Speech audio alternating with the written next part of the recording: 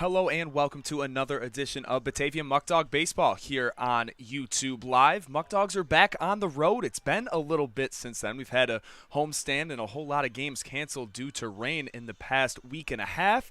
But your Muckdogs are here at Sal Magley Stadium to face off against the Niagara Power, a team that they actually faced a week ago in a winning effort, 7-2, back at Dwyer Stadium. The last time the Muckdogs were on the road here in Niagara Falls was on July 7th. Hello and welcome again. As always, I'm Griffin Della Penna on the call. I was actually not here last time in Niagara, so it's great to be back because that was one of only 2 games that I've missed all year, and this is always a great place to catch a game. So we're excited to be back, and we are excited to see what Batavia can do again after yesterday's crazy debacle. If you look on Point Streak right now, the game is still up as a no contest, meaning that Batavia would be tied with Geneva at 17-16. However, I do believe that, in the coming days that will be changed to a win with the circumstances that occurred yesterday in the bottom of the 9th inning. With that being said, Batavia would then be on a 4-game win streak. They go above 500 at Dwyer Stadium, already had a winning record on the road, and a 6-3 record coming into this one against the Niagara Power. So they've had their numbers so far and look to keep that going here today. Very similar lineup. We'll put that on the screen for you as Jerry Reinhart is ready to go. He will be leading things off yet again for the Muckdogs. Charlie Ciccone batting second. He'll be playing short yet again. Blair Frederick gets the move up to number 3 in the order as Spencer Marcus was not ready to go. It was, we had a full lineup 20 minutes before the game started. It appeared that everything was going to be okay, and Skip Martinez gave me a quick call, and there were a lot of changes in today's lineup. So Spencer is not good to go. Mitch Fleming was also going to play. He's still trying to get healthy from a strep throat diagnosis this past weekend. Daniel Burroway, he'll be playing first base. He was supposed to be in left field. Bryce Mortellaro getting the shift up in the order. And when those guys in the bottom half of the order come up, we'll talk more about that as well. Again, a little bit earlier of a start here today. The 6 o'clock starts here at Niagara. Always a good time as Emilio Flores is on the mound. First pitch will miss high. First pitch at 6:07. And again, Emilio Flores, the man on the mound from the College of San Mateo. He actually was on the mound last week against the Muckdogs as they were home.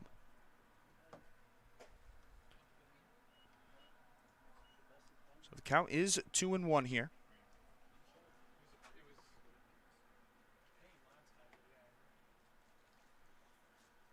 Again, the score bug is still being a little laggy. Sorry about that, as that one was fouled by Reinhart, again from University of Akron.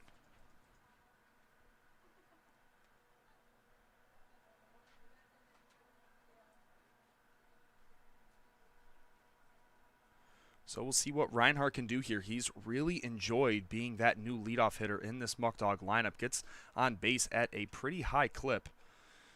And that one runs inside yet again. So a full count here to Reinhart to start off today's game.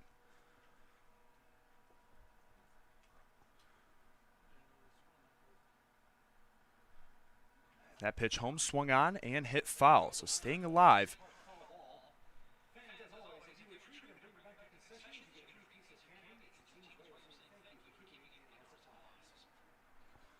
So again, Reinhart trying to start things up for this Muckdog offense that has seen a revamp in production the past few weeks. He'll work a walk here to start it off as Charlie Ciccone, who's been red hot at the plate in his last 5 games, really finding his swing back. As against Jamestown last Thursday, he had that big 3-hit performance with 2 doubles, the walk-off hit, and then even this past weekend here at Dwyer Stadium had a great job and even came in to pitch in some pretty big spots. He's a guy that you can ask him to do just about anything to win, and he will do it. Watch that first one in there for a strike.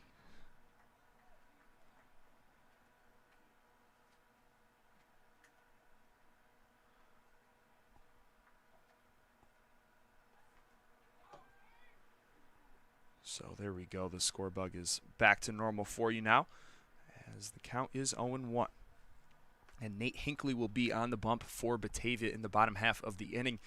From Keystone College, actually played 2 years for the Powers. That one's drilled out towards the right fielder, Greenfield. That one's going to get down easily. I kind of had a bad view of that one with the pole that's right to my right. Couldn't really tell, but that ball was hammered by Charlie Ciccone for that stand-up double. Now 2 men in scoring position, and continuing to stay hot at the plate is Charlie Ciccone.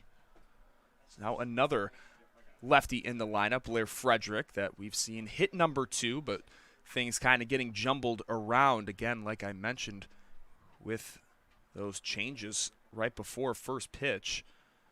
So he'll be bumped up to 3 here, and again, he's put together some pretty good at-bats in the last few games, just really hasn't seen the production that he would personally want to see. Hard hit balls, but just haven't found the grass. And a little late on that swing for the foul ball. So Batavia gets their first hit of the game with that stand-up double by Charlie Ciccone. You give him that inside fastball, he is not afraid to turn on it, and he has plus power for sure. So an 0-1 count to the Xavier University at Louisiana superstar, the two-way left-handed pitcher and outfielder. Started his career at LSU. Was a part of that SEC championship team back in 2018. Saw lots of draft picks. So he's a great leader to have on this Muckdog team. It's low in the crouch. The 0-2 misses way low. Again, by Emilio Flores.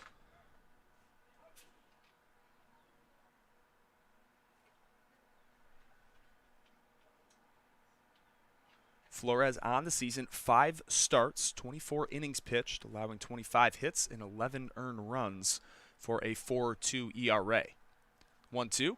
Watches it inside, and he's going to get punched out on that call. So Flores gets his first out and first strikeout all in one there.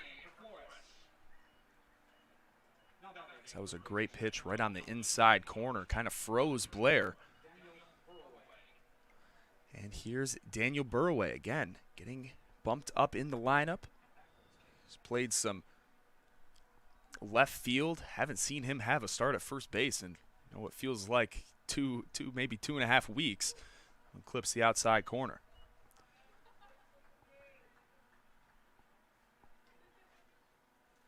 Burraway again, he's been starting to get his groove back that he had early on in this PGCBL season. Misses low. As Burraway now hitting 265 over the 20 hit mark with 5 extra base hits and 15 RBIs. He's starting to work counts a little bit better too. For a while there, he's getting a little too eager, chasing some bad pitches and counts like that. The 1-1 that kind of jammed him inside. Rhett Maynard's going to go back, and actually the left fielder coming on, Alex Green, will throw that one in. Jerry Reinhart was thinking about going, but that ball hit very softly out into left field. So now there's 2 down, and Batavia in jeopardy of stranding these 2 runners quick here in this one. That'd be huge for Batavia to get a lead and just try to sustain that, as yesterday they got out to a commanding 9-0 lead early against the Pios, as they were trying to really take them out of it early in the game in their last meeting of the year. 2 teams that have battled it out consistently all season long. But that Pioneer team that we've seen time and time again, they can just always find their way back into the ball game, and no lead is too big for them.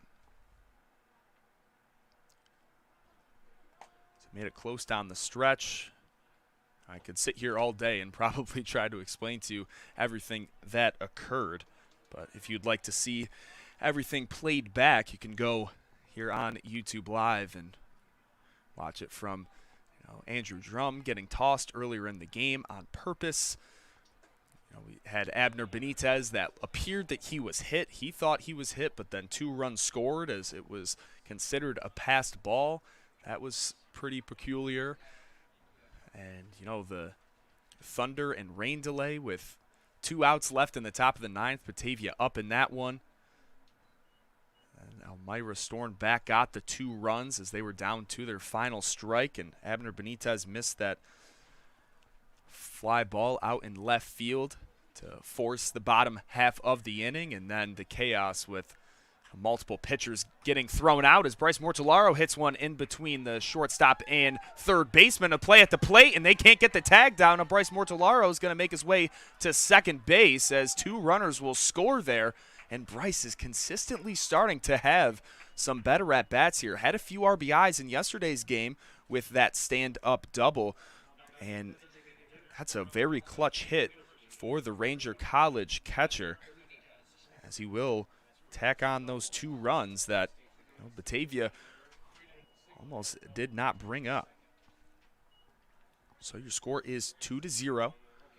And advancing to second base on the ball that got to the backstop is Mortellaro.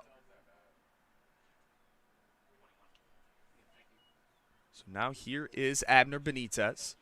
Again, he's been hitting great, but had some miscues out there in left field. So he'll be today's DH. They'll give him some time to kind of regroup. A 2 RBI single for Mortellaro.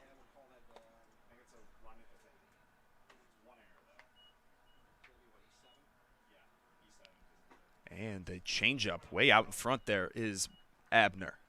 Still hitting 292. That actually doesn't account for yesterday's stats, where he had 3 walks and scored 2 runs. Again, due to the fact that in point streak where we get these stats, the game is still considered not to be played. 1-2 count for Benitez.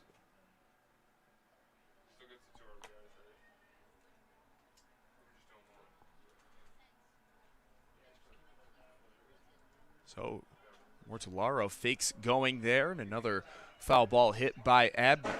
Pretty good crowd here at Sal Magley Stadium, one of the best that we've seen in our 4 trips here.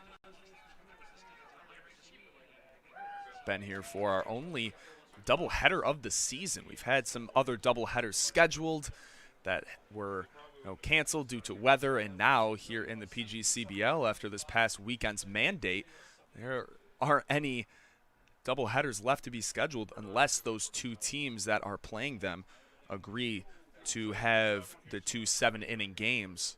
Not trying to risk players' health, and this late in the season, the PGCBL just realizing it might be tough to try to get all those scheduled games into a short period of time. Full count here to Abner, as just like Reinhardt that started things off here in the top of the 1st, working the count. Just trying to find his pitch, and we've already seen Flores leave a few over the heart of the plate, and he's paid for it. Payoff pitch, swung on and missed, and just like he got that big swing and miss on the 0-1, gives him another changeup on the outer half, and Benitez will go down on strikes. So here in the top of the 1st inning, Batavia gets out to a 2-0 lead. And we will see the first action of Nate Hinckley in today's start. Again, a former Niagara Power pitcher 2 years ago. And he's had some success against his former team already this season here at this park. And we'll talk a little more about that in the bottom half of the inning.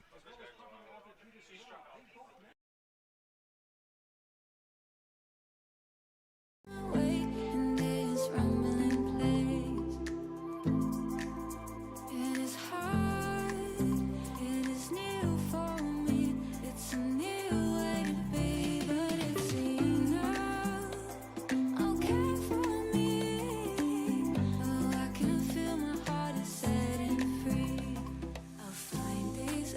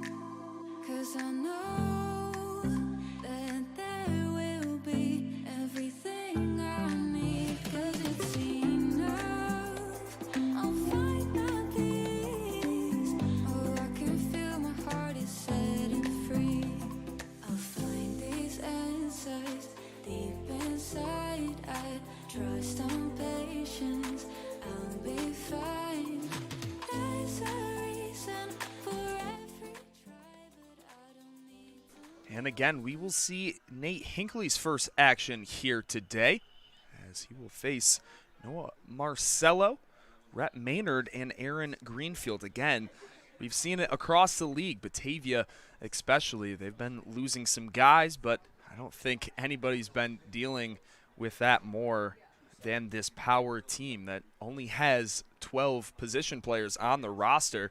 And that's why for the second straight meeting against these guys, they are just using the traditional 9-man lineup, not using the extra hitter, just have the DH.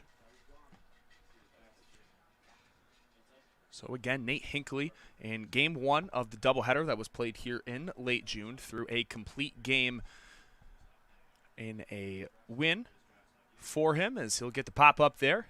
Racing after it will be Christian Robinson out there in center field. He gets the start today, and he will register out number 1. And again, the soon-to-be all-time wins leader at Keystone College, a great Division III powerhouse school.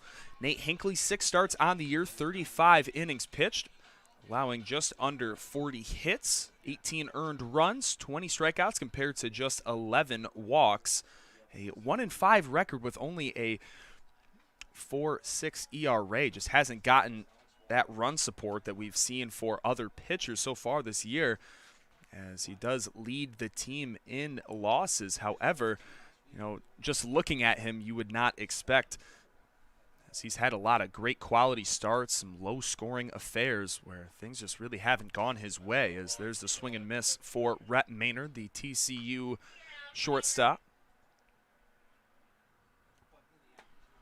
Really been a fan of how he's played. It was actually his first game that he's played for Niagara back in that doubleheader, and the only run allowed for Hinckley that day was a solo shot off the bat of Maynard in his first at-bat. As that one misses the outside corner. Mortellaro thought that was going to be strike 3. But the most impressive part of Hinckley's game is how he can control the run game. He has a great pickoff move, can time it perfectly on the second throw over, as that one is a jam shot over towards the right field line that makes its way foul. But he has that quick first move, and right when the base runner at first gets up, dusts himself off, that's when Hinckley will attack for the second time as they get their primary lead, and more times than not will catch a few guys sleeping on the base pass. In that game that I was alluding to, that complete 7-inning game, in game 1 of that doubleheader, he picked off 4 Niagara Power base runners. That's something that I've never seen before. Fouling a few pitches off here is Maynard. Already with Batavia out to this 2-0 lead. That one chasing after it will be Blair Frederick out in left field. He adjusts for it. It kind of came back towards his left side to make the catch. As it almost gave me flashbacks of Abner Benitez's attempted catch last night, that he kind of over-pursued it towards the line and it dropped fair. But thankfully, Blair Frederick can come up and make the catch. So 2 down after some flyouts to the Muckdog outfielders. There's Aaron Greenfield. Greenfield from California State Dominguez Hills, hitting .234. That one's also hit into the outfield. Chasing after it is Christian Robinson, and with his speed, he'll get there in time. So 1-2-3, even though some balls were pieced into the outfield by the power. No blood for Hinckley, as we will make our way into the second inning. We'll put up that lineup graphic for you again. We'll see leading off here in the second, Trevor Dean, a guy that we haven't seen too much as of late. He's in right field tonight. Trey Skidmore getting the start as the extra hitter, and then Christian Robinson, and rounding things off, Michael Florida is playing second base. We'll see Emilio Flores back on the mound here shortly on YouTube Live.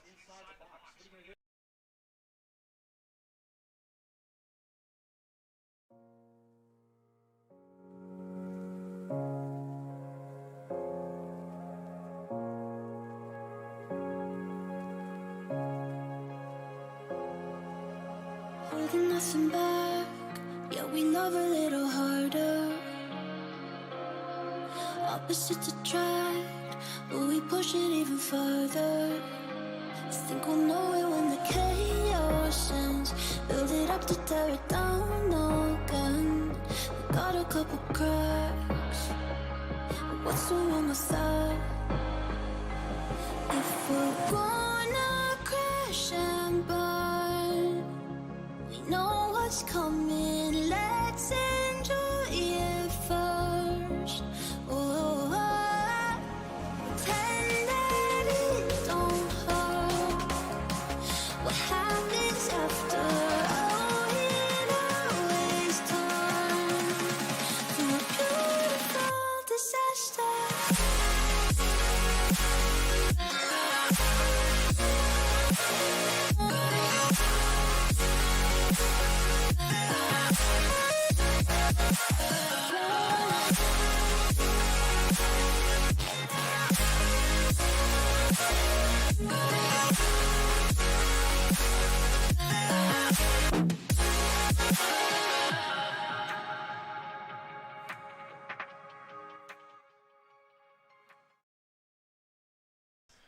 And Trevor Dean's going to step in here. He'll be ready to go against Emilio Flores.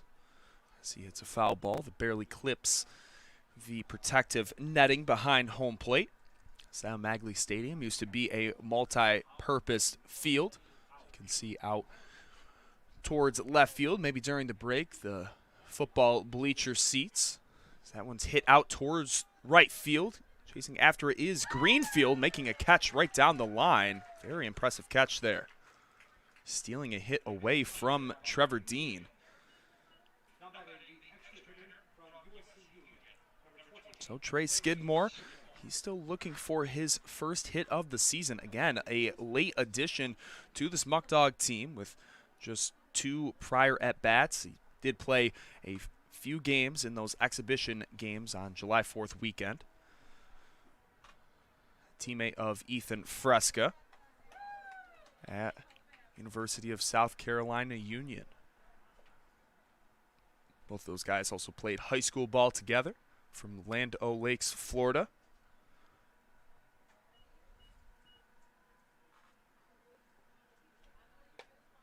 Finds himself in a 1-1 count. That one slicing the other way, and it was a pretty hard hit ball there.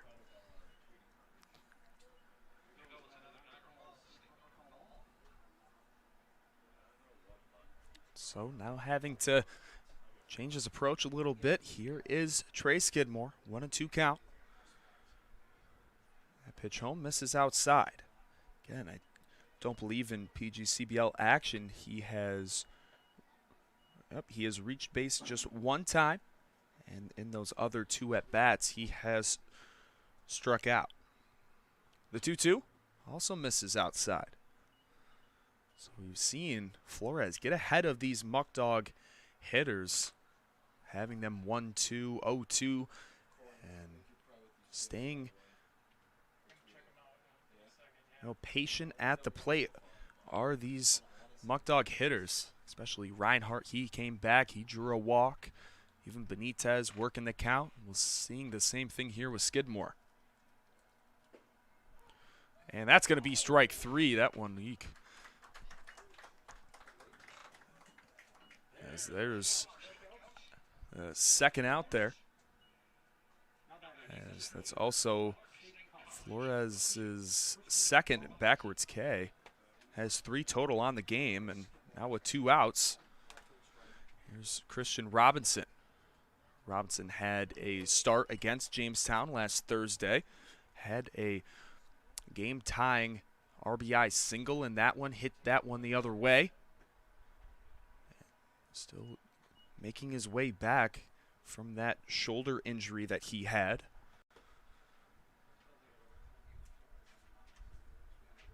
And the 1-1 misses.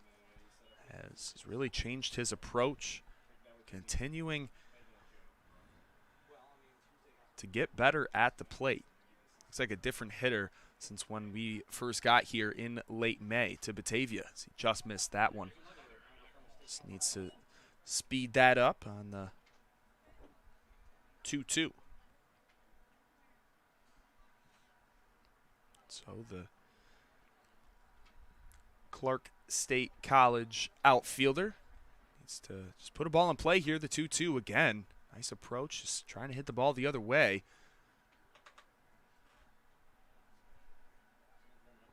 So we'll see if Batavia will go down in order after the Power just did that in the last half of the first. 2-2, misses low.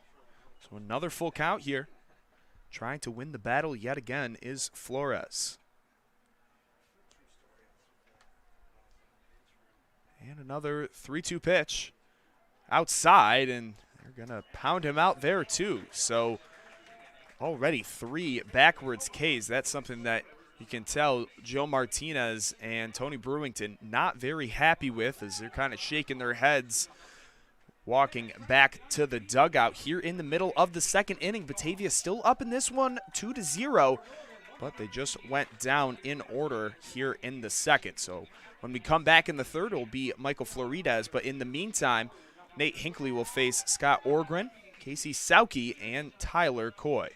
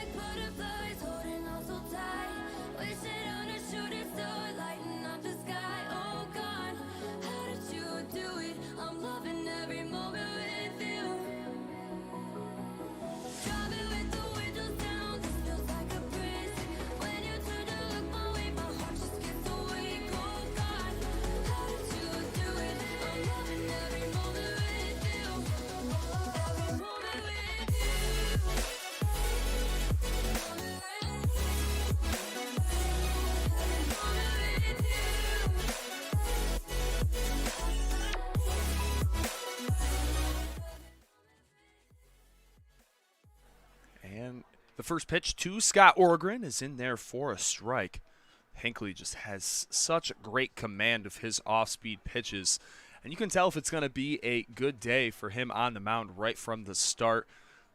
He has so much success when he can locate, that changeup low in the zone. Has a lot of ones just like that, and Trevor Dean just not playing that one right. Michael Florides coming way out on it. Maybe some miscommunication, and the ball drops right in front of Dean. And for somebody that, again, has not seen a whole lot of playing time in the recent games, that's not going to help, as that's Batavia's first error of the day. And not a good start here in the second inning with the lead runner, Scott Orgren, now at second base after the E9. So again, you can tell when Hinckley gets those weak fly balls hit and has some rollover grounders, it's never going to be a guy that has a ton of strikeout pitches or a lot of swings and misses like that. But he knows what his role is on the mound, and when he executes, he is a perfect guy on the mound. Again, on the radar gun, he's not going to blow you away, but can still be extremely effective. So when he can get ahead in the count and has that full repertoire of pitches at his disposal, very tough guy to hit off. And for some guys, they would rather have a little more velocity. They struggle against the guys that are more crafty on the bump. Personally, when even when I was a player throughout my college career, I was never a guy that wanted to go up there against a guy that was still throwing 83 to 86. I would much rather have a guy with some more velo.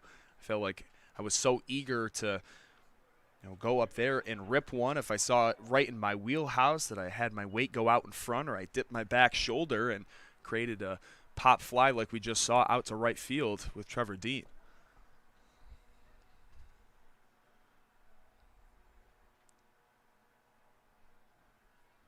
So Hinckley with a man on second. Casey Sauke at the plate. Fouls that one back.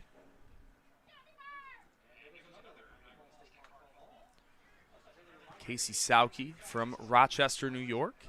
Went to Greece Athena High School. Great baseball program. And he committed to the University of Virginia as a freshman in high school. That's how you know that this kid is legit. Playing second base tonight. Hitting 180 so far in the summer. 2-2. That one runs way inside. I'm not sure how Sauke got out of the way of that. And a 3-2 count here.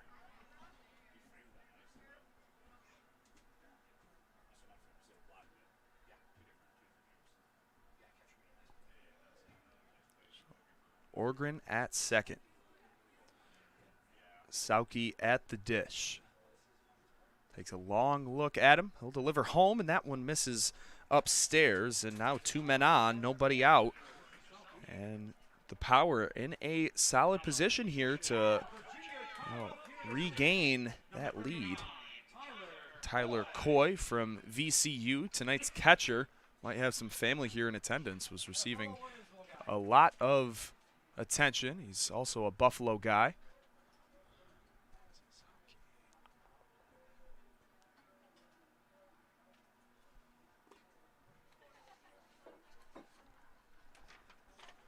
Remember hearing about him as, again, where we're from in Batavia. We play all Section 5s. He's going to put a bunt down over to Jerry Reinhardt, another Batavia guy, and a great throw off balance by Jerry Reinhardt as he's continued to impress over there at third. So the Dogs do get an out there, but at the cost of both runners advancing. And I do remember hearing about Tyler Coy going into his sophomore year at VCU. So now Ethan Payne, a guy, when we first saw him, he was on a tear in late June. Since then, it's kind of leveled off as the Tennessee Volunteer first baseman, hitting .230.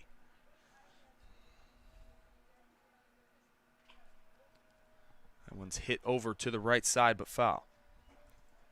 So the lead runner, Scott Orgren, Casey Sauke at second.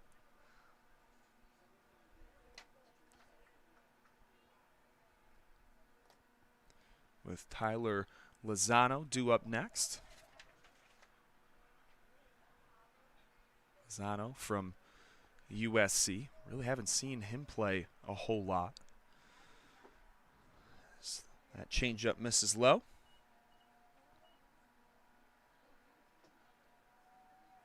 Even with Payne, he was a late addition to this Power roster. 61 at-bats, 14 hits, 3 extra base hits, and 4 RBIs. As that one's hit over to Reinhardt, he stays down on that ball that had some pretty weird spin on it. That's actually a pretty good play. Tough hop and a solid play again by Reinhardt at third. So 2 down as Batavia trying to strand these runners in scoring position. But Lozano up here as he has 52 at-bats on the year, looking for his 10th hit. He scored 8 runs, pretty high walk total at 14. Actually has more walks than strikeouts. And in a league like this, when they're getting used to wooden bat and seeing pitching from all across the board, Division I, Power 5 talent, some JUCO guys, even some NAIA guys like Blair Frederick. Pretty impressive to have a higher walk total than strikeouts, especially in today's game, as he's going to hit that one over the head of Charlie Ciccone, and throwing that one in will be Christian Robinson. as the score is 2-2. Same situation for Bryce Mortellaro as he cashed in 2 runs back in the first inning. There's 2 men on, 2 outs. Scored 2, and this is a tie ball game now. So Lozano already had over 6 RBIs. That makes it 8 right there with that hit. Now we'll see the number 9 man in the power lineup, Alex Green, another Virginia Cavalier.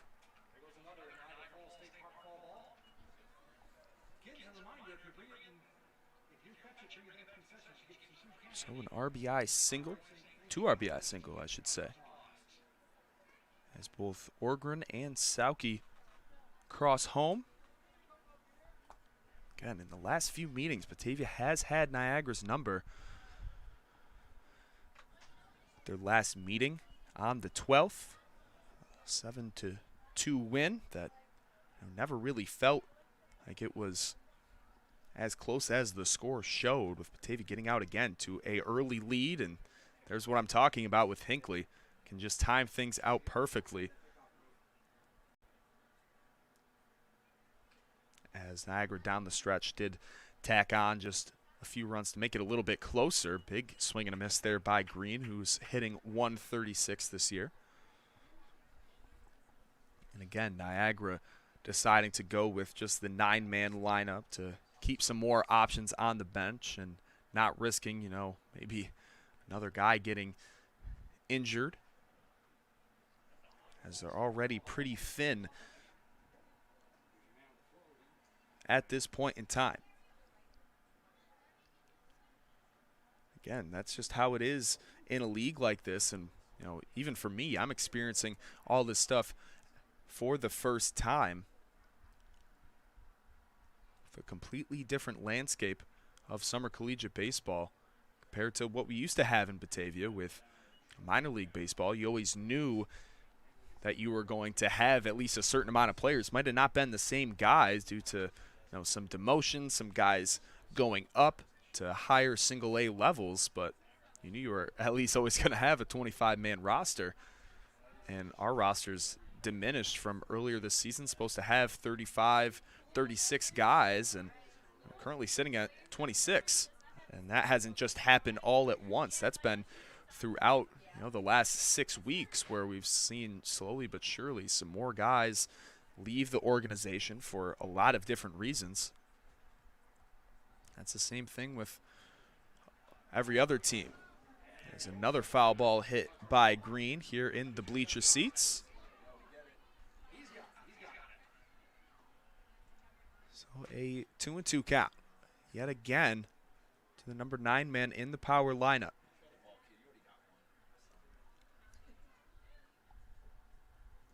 That one misses low. So working the count now are the men at the bottom of the power lineup.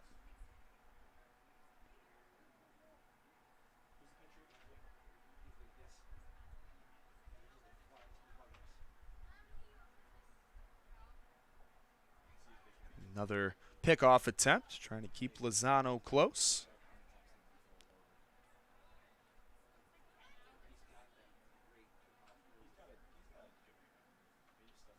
That one's hit out into center field. Christian Robinson's already been pretty busy out there, and he will end the inning. But Niagara in the process after the 2 RBI hit by Tyler Lozano. It's a tie ball game heading into the 3rd that we will see Michael Florides, then the top of the order with Jerry Reinhart and Charlie Ciccone following it. We'll be back here shortly here on YouTube Live.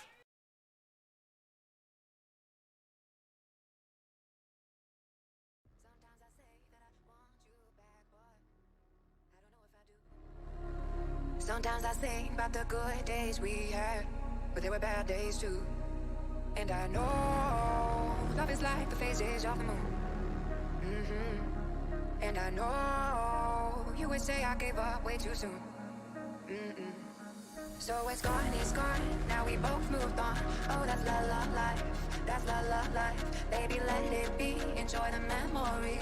Oh, that's la la life, that's la la life. And I know,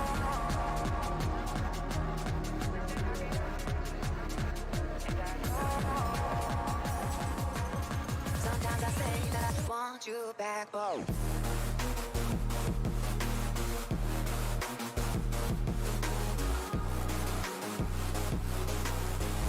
Sometimes I say that I want you back, but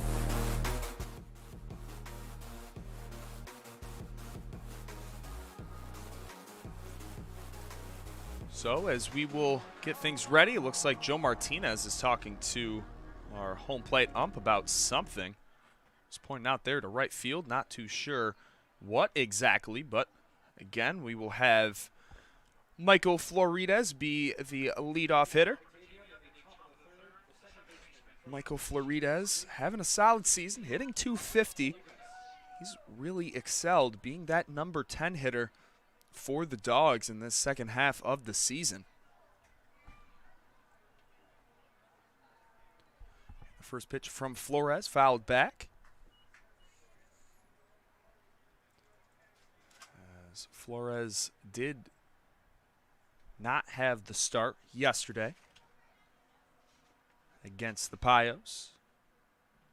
Playing second base was Cam Connolly, then Ethan Fresca came in for him. But more times than not, it's been the Felician middle infielder, the former Boston College middle infielder. That one's fouled away, and a 1-2 count. Again, with Jerry Reinhardt on deck.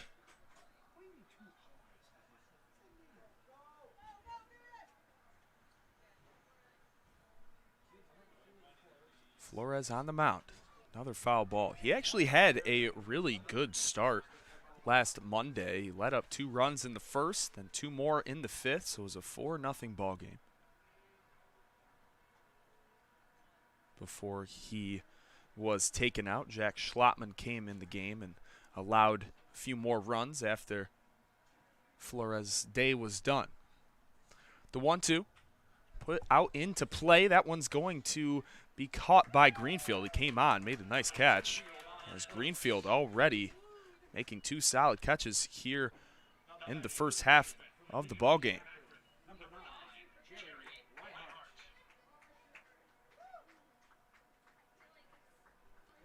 So Flores is the first out here in the third.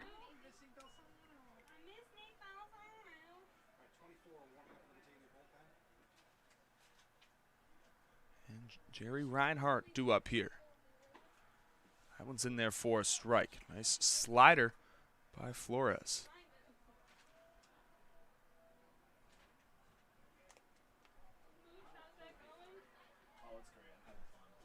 That one's fouled back, 0-2.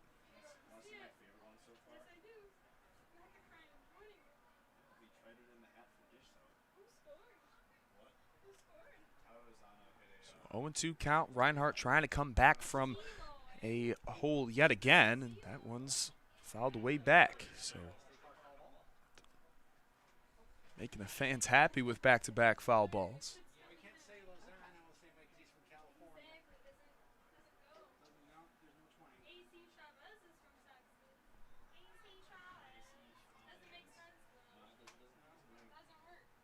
So Reinhardt trying to battle back.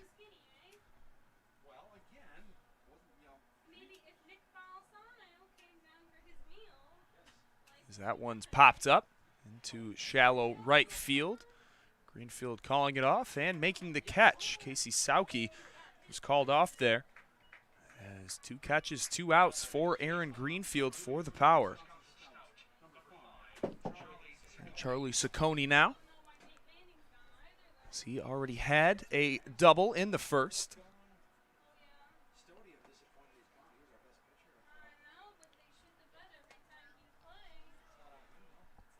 One outside and called for a ball. So 2 down. Here's Charlie.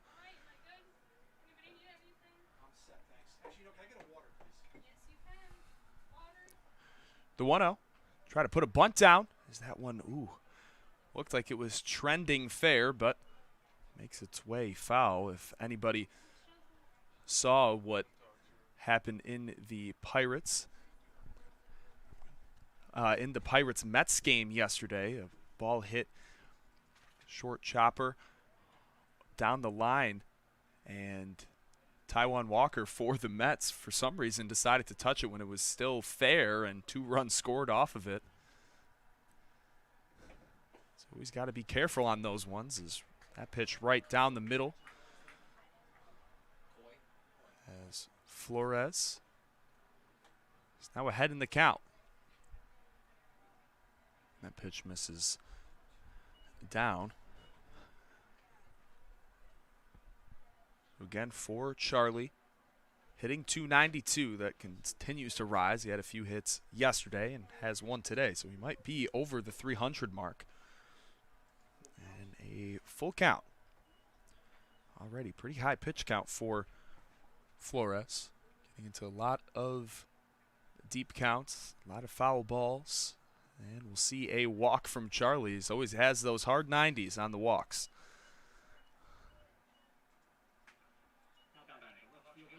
That is walk number 11 for him. And after 11 walks, here's number 11, Blair Frederick.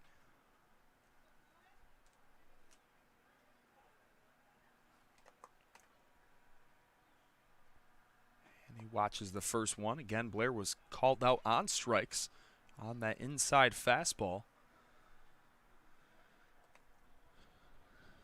Blair again has had his strikeout total continue to rise. Was at 12 before the start of today's game.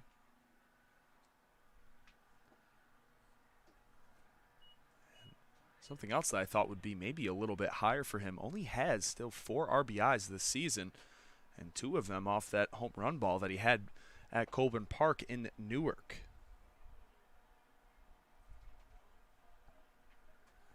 And the 2-0, hacked at, fouled off to the left side.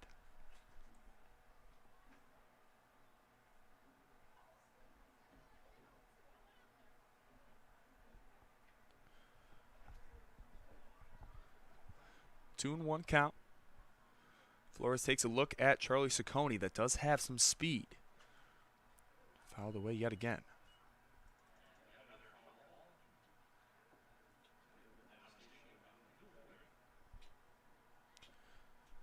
Two and two count. Blair Frederick takes a second to collect himself. Gets back in the box. So that one's put into play over to Ethan Payne. About to hit him right in the chest, and he'll make the play himself for the final out, as Batavia does get a runner on base with 2 outs, and not being able to bring him home as Blair Frederick grounded out there. So we will go into the 3rd inning. Again, we do have a tie ball game at 2 apiece, as we will see Nate Hinckley back on the mound. Or actually, we will not. Kyle Kohlhofer was out there in the bullpen. Hinckley's day coming short. Not sure if he was injured, something happened with him, but Kyle Kohlhofer, we saw him start here at Niagara as well in a little spot start. So see the Fayetteville Technical Community College right-hander here in the bottom of the 3rd.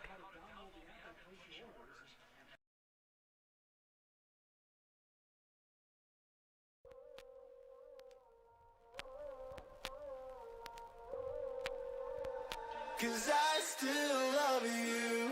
Without you, I'm just a mess, so yeah.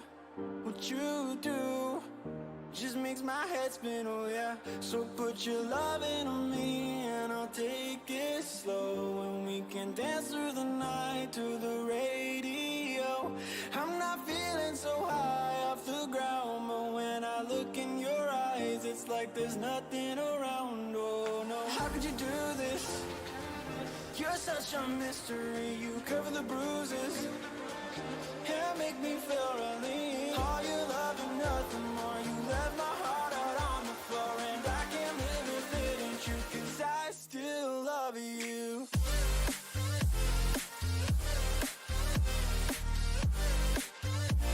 Cause I still love you.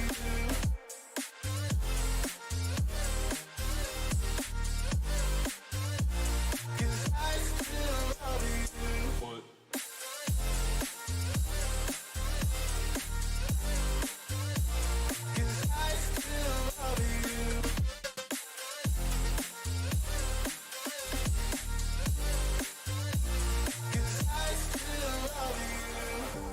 what you're doing to me is not over.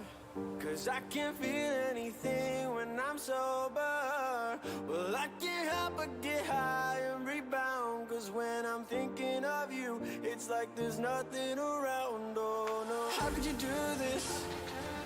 You're such a mystery. You cover the bruises and make me feel really. All your love and nothing more. You left my heart out on the floor, and I can't live if it ain't true. Cause I still love you.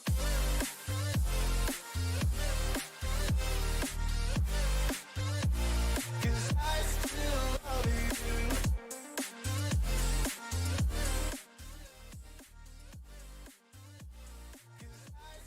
And Kyle Kohlhofer, he is ready to go. Had a few warm-up pitches again after the game. I will have to find out what happened with Nate Hinckley, if that was just kind of a designed move from the beginning of the game that he was only going to get 2 innings of work. Didn't appear like anything was very wrong with him.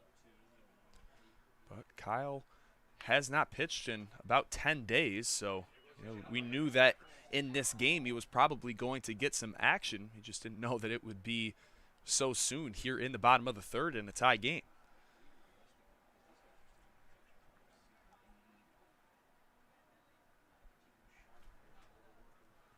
So the 1-1 again. Kyle Kohlhofer, 4 appearances, 1 start. That was against Niagara. As there's a strike.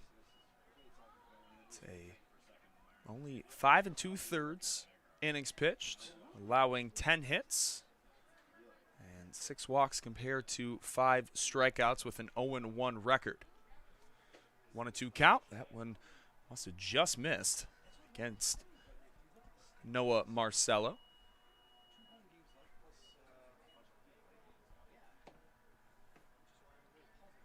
Again, first at-bat for Marcello, again from Skyline College, hitting .213 this year. 2-2, tries to drop a curveball in there, and gloving that one will be Daniel Burraway. He'll just step on first himself, but covering as well was Kyle. So he gets his first out.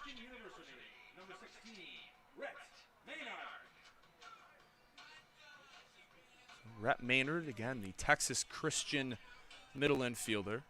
Really a fan of how he plays. Has a pretty solid batting average at .262.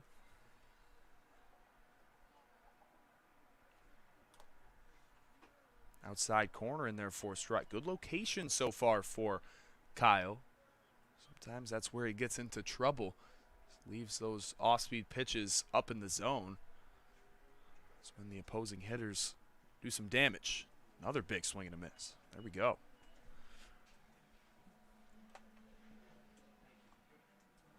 Hinckley and Kyle Kohlhofer, very similar pitchers in how they will attack these power hitters. Lots of off speed, trying to get these guys out in front. As that one bounces to the plate, 1-2.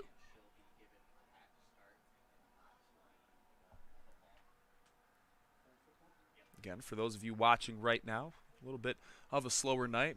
Some people might have forgot that this was a 6 p.m. start, but again, appreciate you watching some Muckdog baseball on the road.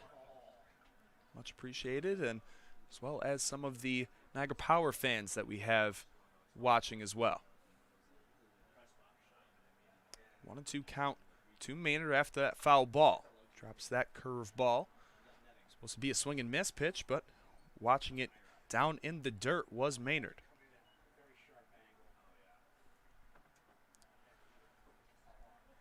The 2-2 upstairs. Another full count.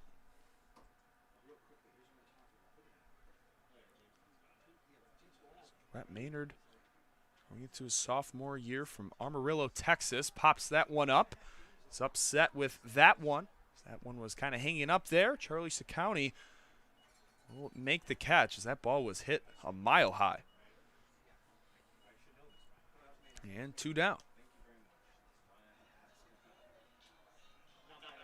With Aaron Greenfield, .234 average. Scott Orgren, and he is almost penciled in at all times at third base, hitting 198. He's on deck now.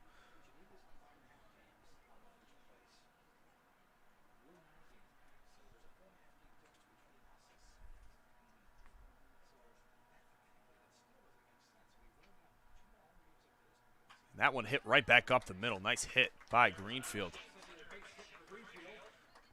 As that is the second hit of the day for the Power. Comes with 2 outs. He's getting the first hit was on the 2 RBI single. Tyler Lozano, the number 8 hitter. And I was just talking about the Power third baseman, Scott Orgren. He reached on that E9. That started things off in the second inning as Trevor Dean looked like camped under it. Michael Florides was out there deep in right field and didn't make the catch. He was the first one to score. Nice change up there.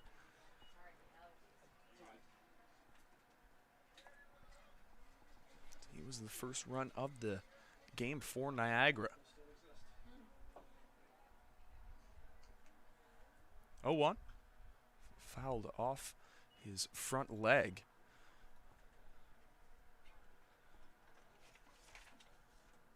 Orgren again attends California Polytechnic State University.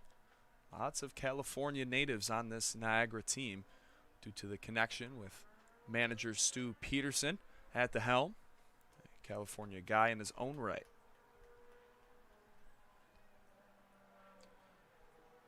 That one outside corner does not get the call.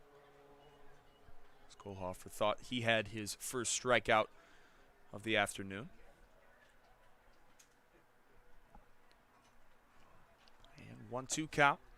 Takes a look at Greenfield standing at first. The pitch home. They have a runner, and Mortellaro can't handle that, and he's dropped it again. So ball down in the dirt. Tell Mortellaro didn't really have a handle on that as he came up, and no throw for Greenfield, so he'll steal that bag. And for Greenfield now, that'll be stolen base number 9.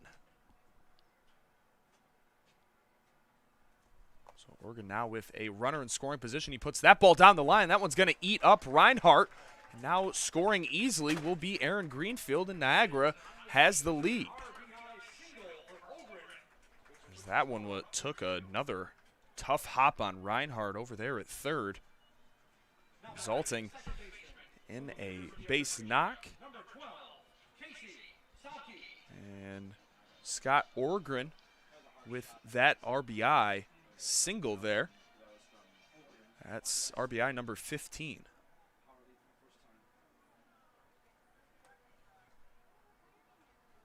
That's why that steal is ever so important, because there'd be 2 outs, runners at first and third instead. With a hit into the outfield, Greenfield makes his way home, and now Niagara has a 3-2 lead. Casey Sauke watches 2 fastballs on the outside corner.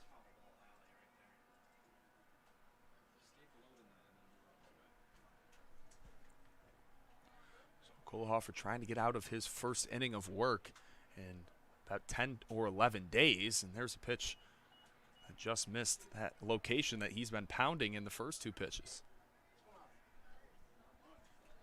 So 1-2 count.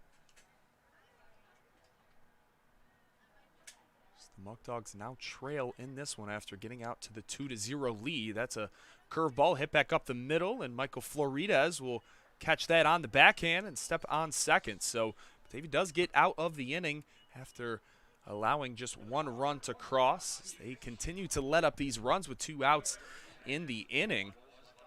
As they are now down 1 run with the middle of the lineup, Daniel Burraway, Bryce Mortellaro, and Abner Benitez, the first 3 to face Emilio Flores here in the 4th.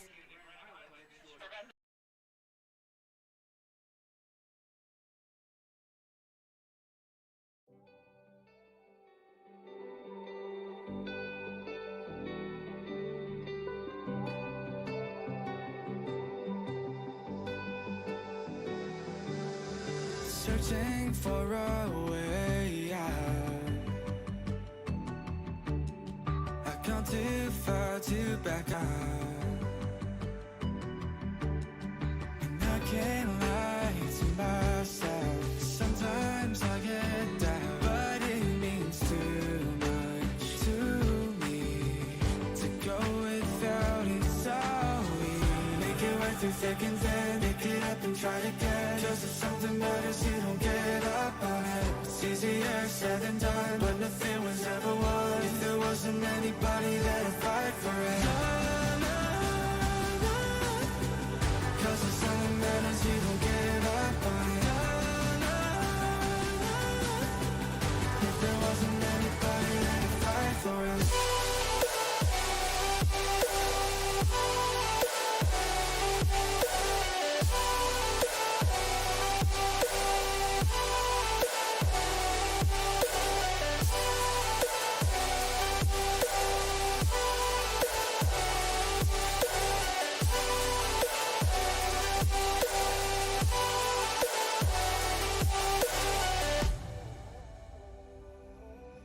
I'm searching for a way back in. Think I never gave it a chance to begin.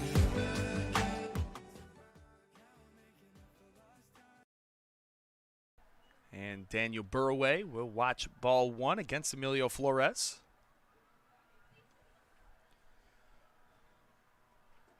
To start off the top of the fourth inning, lights have been turned on here at Sal Maglie. Sal Maglie was a MLB pitcher. Now we are seeing Nate Hinckley with a ice bag wrapped around that throwing shoulder, so that would make a lot more sense as to why he got pulled so early in this one. Not a good sign for the Muckdogs pitching staff to have one of the starters go down already with a depleted group. And the first thought that comes to my mind is, with so many off days, even though it's great to have rest, as Burraway hits that one out towards right center field, that ball's going to drop. Burraway getting his first hit of the night, the Muckdogs' third. That's the first thing that kind of comes to mind to me is, not having that, not necessarily a strict schedule, but more of a routine of, okay, the five starters and having those off days. Everybody has gotten pushed back. It's been just very odd timing for things, and it's been a while since Hinckley's been on the mound. Maybe that has a little part in it. Now, here is the man that is responsible for the 2 runs for the Dogs so far, Bryce Mortellaro. Looking out to my left, down the left field line in the power bullpen.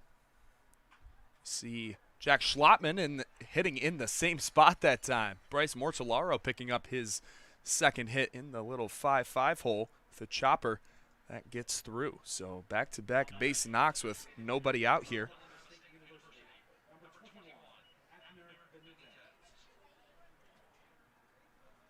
And I was also just told from the GM of the Power, Patrick Tuca, that from the rumblings he's heard, that possibly that game that occurred last night, the 10-10 forfeit for Elmira after multiple pitchers were ejected due to how they were talking to the umpires, that the game will not be accredited as a straight-up win for the Dogs, that they maybe have to resume play from that point, the 3-2 count to Jerry Reinhardt in the bottom of the 9th.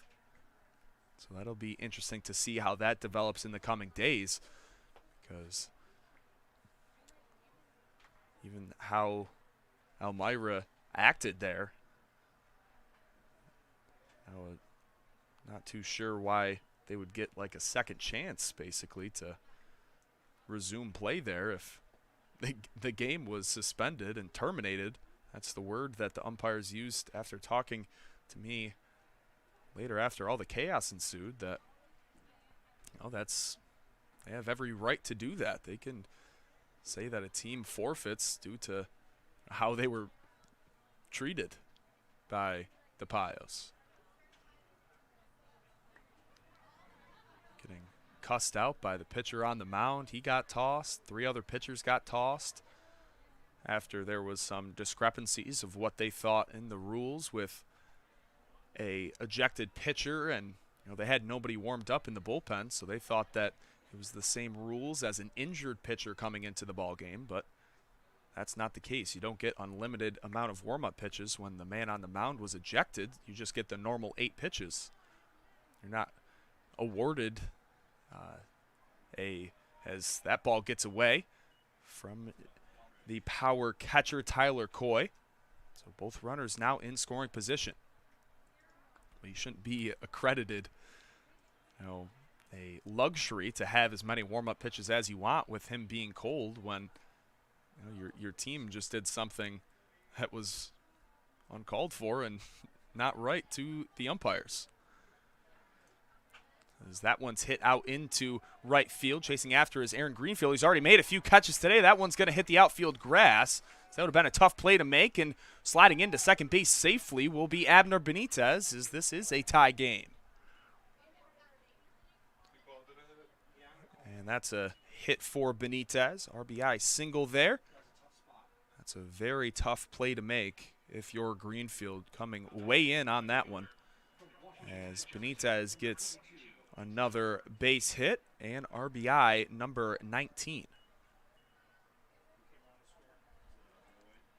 So 3 singles in a row for the Dogs. And Trevor Dean, he hit one of those balls out to Greenfield down the line. That was caught as the Washington and Jefferson College outfielder, getting the start here tonight, wants to make his presence felt. He's kind of been lost in the shuffle with the rest of those Muckdog outfielders. Again, a very talented group. So it's tough to find time. And by no means has he had a bad season. He's hitting .268 in 41 at-bats. So already has over double-digit hits, 7 runs scored. But again, the coaching staff has just decided to go with a different plan of attack in this recent win streak and getting over 500. And it's tough to try to change things up when things are going good, and that is unfortunate for Trevor Dean. But that's the sucky part sometimes when you're winning games early on in the year. When the Muckdogs had those growing pains, they had more opportunities to figure out the ideal lineup and test certain things out. As that one's right down the middle. And watching that for strike 3 is Trevor Dean for the first out.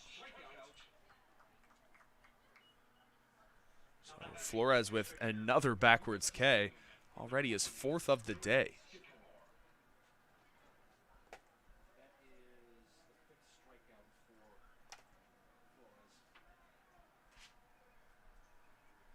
And now here's Trey Skidmore. Big swing and a miss there. Needs to make sure that that front foot does not step out. He's trying to just yank that ball down the line.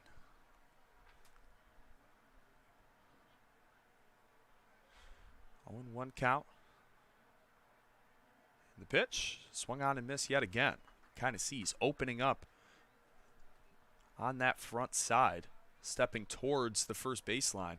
Should be stepping towards the pitcher's mound.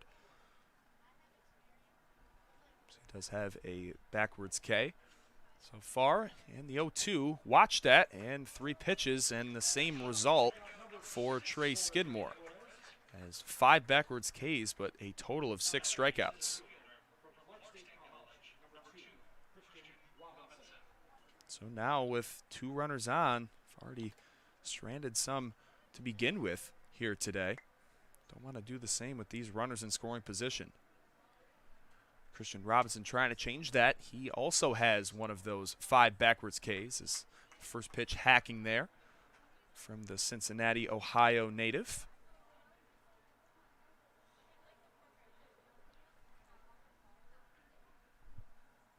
Oh, 0-1 count. Flores sets deals and another strike. Flores is getting in a little groove here with the jam as Batavia can try to get the lead here, and you can tell Joe Martinez is getting antsy over there at third base. As there's a check swing upstairs. Smartly not going was Christian Robinson. He's just filling the zone. He's had 3 straight strikeouts with 9 pitches.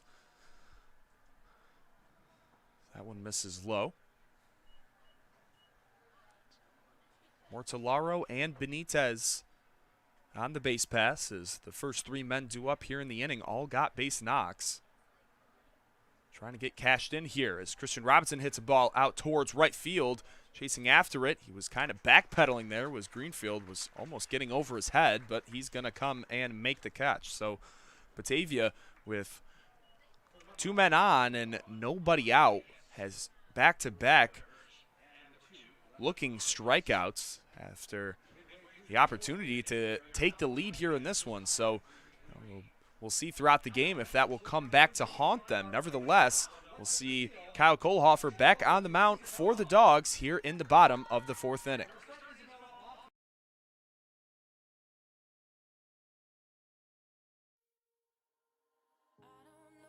What I came here for, maybe closure or nostalgia. Don't recall how I even got here. Chances are I'll never see you. It was cold with our hands in pockets. Bitter snow in late November. If it was over, I never saw it. Where were you when it was empty?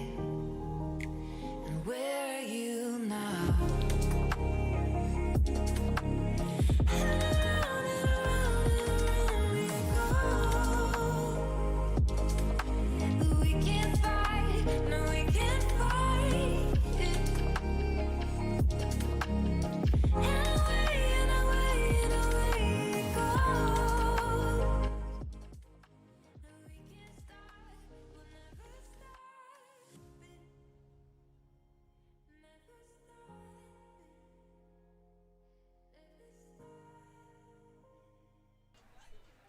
And we are back here on YouTube Live in the bottom of the 4th inning. As again, in the next half inning, as we will transition into the 5th, we'll start thanking some of our sponsors, Ficarella's Pizza, Eli Fish, and Batavia Downs Gaming. And again, just a big thanks to them, as well as Tompkins Bank of Castile, Alex's Place, Dr. Noah Hoy Chiropractic, UMMC, New York 529 College Savings, and Restore for everything that they do for our hometown Muckdogs and keeping baseball in Batavia, as they've just been tremendous to work with in this first season, and we hope that those relationships will continue into the coming years as Kyle Kohlhofer, 2 strikes to start out the bottom of the 4th. Facing the hometown Williamsville product, Tyler Coy. Another Williamsville guy, Joe Mack, another catcher.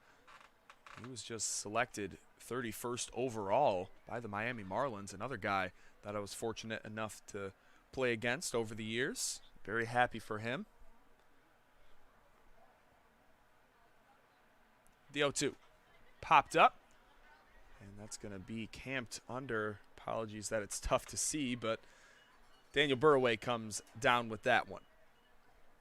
Now batting, first baseman from the University of Tennessee, number 35, Ethan Payne. So the University of Tennessee product, Ethan Payne, after grounding out in his last at-bat to Jerry Reinhart, looking to get a hit as almost a nosedive since we've seen him last. He was hitting 300, 400, and since then, seems like he's in a little bit of a cold streak. As that first pitch will be a ball. 14 hits and 61 at-bats. Just the alarming number of 25 strikeouts and 61 at-bats. That's got to come down.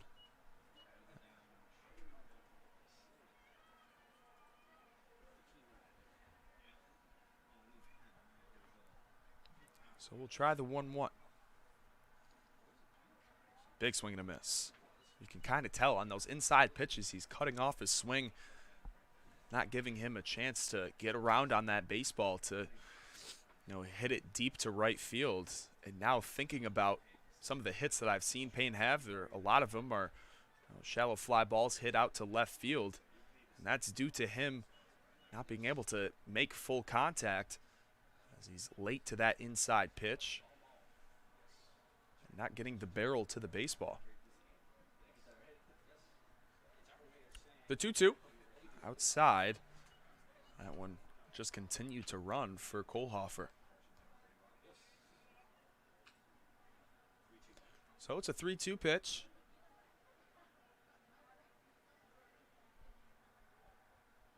And that one's popped up in the air, and chasing after in follow ground will be Reinhardt as he'll come up and make the catch. And there's 2 down.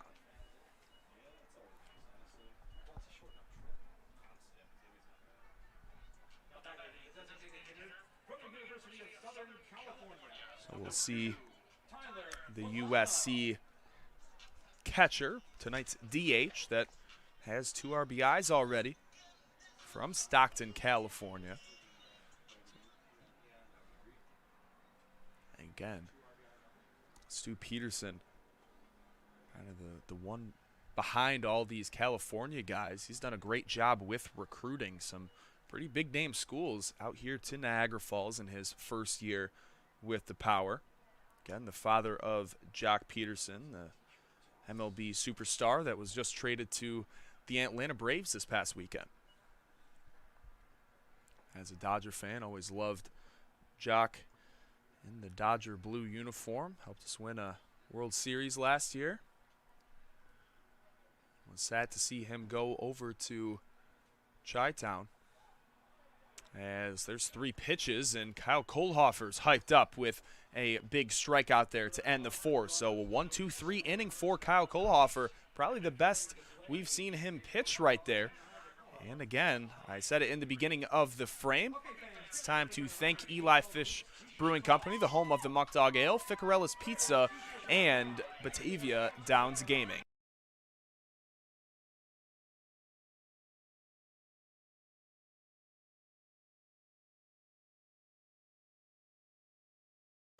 And a big thanks to our sponsors, Batavia Downs Gaming. Batavia Downs Gaming and Hotel is the area's premier entertainment destination with great restaurants, events, and on-site hotel. They also host the hottest concerts this summer with the Rockin' the Downs Summer Concert Series each Friday night.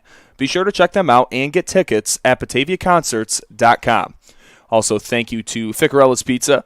Ficarella's Pizza of Batavia is where you can get your fix to satisfy your cravings for piping hot pizza, scrumptious subs, and mouth-watering wings. Every Friday, enjoy Ficarella's fabulous fish fry. Don't forget the fixed plate, fat wraps, and all your favorite pasta dishes, and they have blueberry and raspberry barbecue sauce that tastes great on wings. So when you have that craving for delicious food, get your fix at Ficarella's Pizza on Liberty Street in Batavia. And lastly, thank you to Eli Fish Brewing Company, the home of the Muckdog Ale.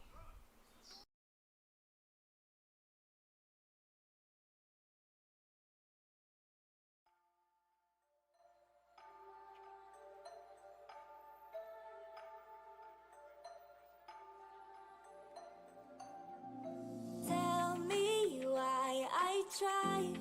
It's all for nothing. You're my only vice. My hands are tied and I'm not on your mind.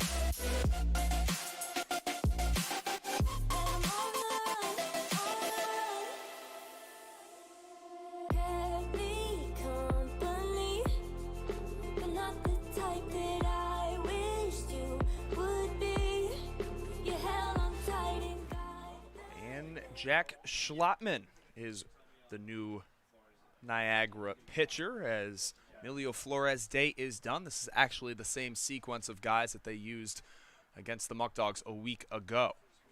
Again, with a limited roster now. They've had guys in and out of the roster throughout the year. And I think, again, that has to do with the draw that Stu Peterson has, as that one's hit right back up the middle. Not getting there in time is Rhett Maynard, and a leadoff chopper single for Floridas. Batavia already with 6 hits. Just having a hard time leaving some runners on base. But Floridas with the base knock, and now here's Jerry Reinhardt. Reinhardt has scored a run after the leadoff walk to start out the game. And Schlotman in his first man that he faces allows that single. So, again, Emilio Flores, 4 innings pitched, 6 Ks, allowing 5 hits and 2 runs, only one of them earned. That one misses upstairs. So here's Reinhardt with a man on, nobody out. Almost plunks him. Jack Schlotman from Grossmont College.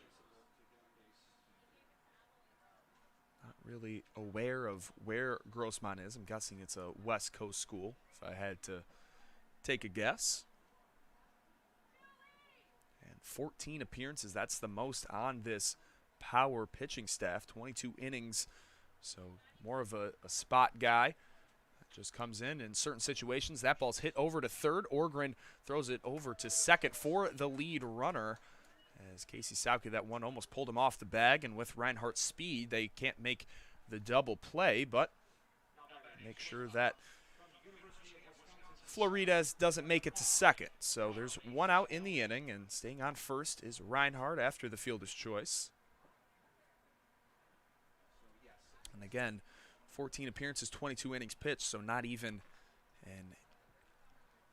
2 innings of work per appearance, but 13 earned runs, 24 hits allowed, 23 strikeouts, a 1-1 record for a 5.3 ERA. The first pitch misses to Charlie Ciccone. That is 1 for 1 with a double and a walk.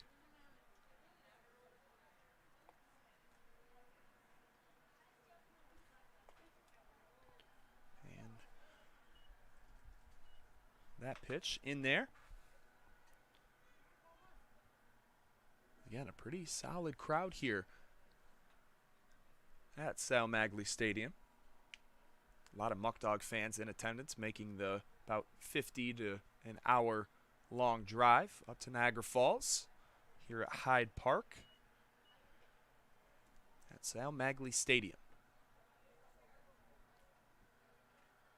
As Champ Peterson going to grab that ball. That's Jock Peterson's older brother. And another look at Jerry Reinhardt, who gets back safely.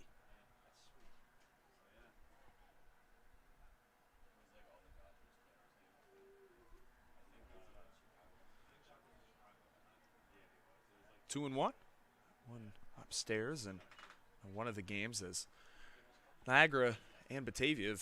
This is actually their 10th meeting on the season, and with them playing so much, them coming to Dwyer Stadium, I'm always around on the field and bouncing around before the games, and actually talked to Champ for a while. And it was a weekend homestand against the Chicago Cubs when Jock Peterson was still on the team, as Charlie Ciccone gets walked there.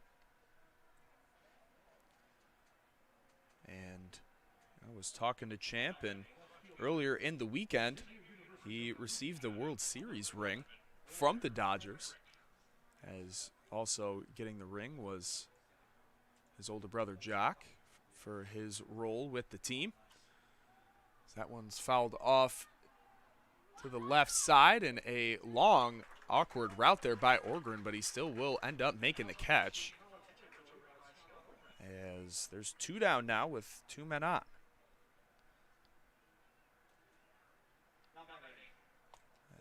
Now Daniel Burway, who already has a single and a run score, wants to try to knock one of these guys in, either Reinhardt and maybe Sakowny as well, with the power at the plate to regain this lead here in the fifth.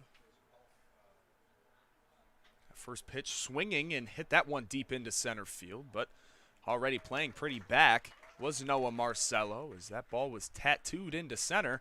But again, Batavia leaving these runners on the base pass as we'll head into the middle of the fifth inning now. As Kyle Kohlhofer will be making his way back on the bump for Batavia.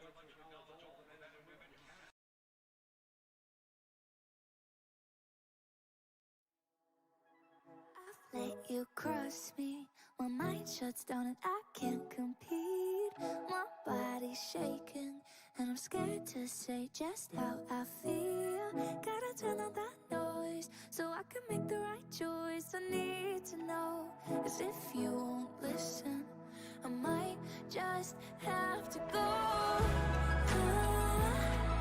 I want to leave this all behind. Can we close this door for peace of mind? 'Cause I'm not the one to scream and shout, and you don't wanna talk this out. And I don't wanna lose me, so I need to choose me. Choose me. So I need to choose me. Choose me. I really need to tell you the truth.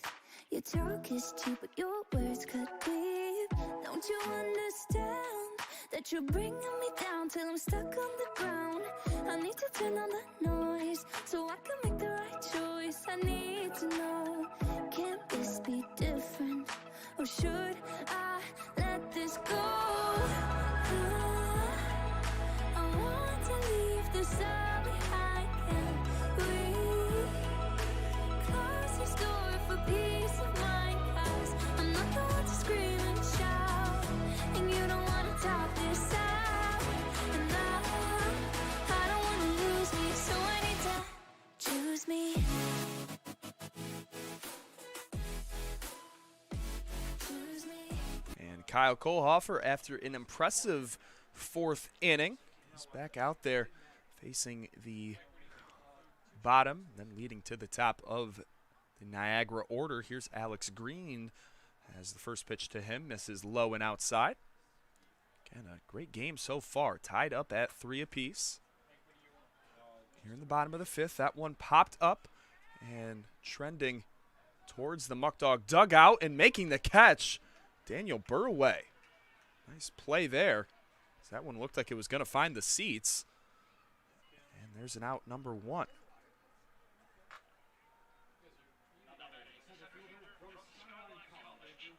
After the leadoff out to Alex Green, here's Noah Marcello. That's already 0 for 2.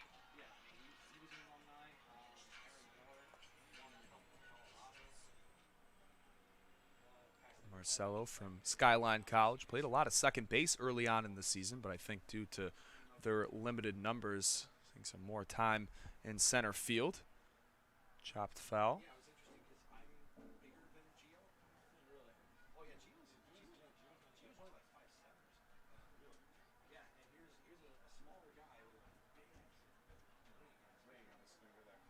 One count. Again, Kyle Kohlhofer, impressive outing so far, gets another strike call there.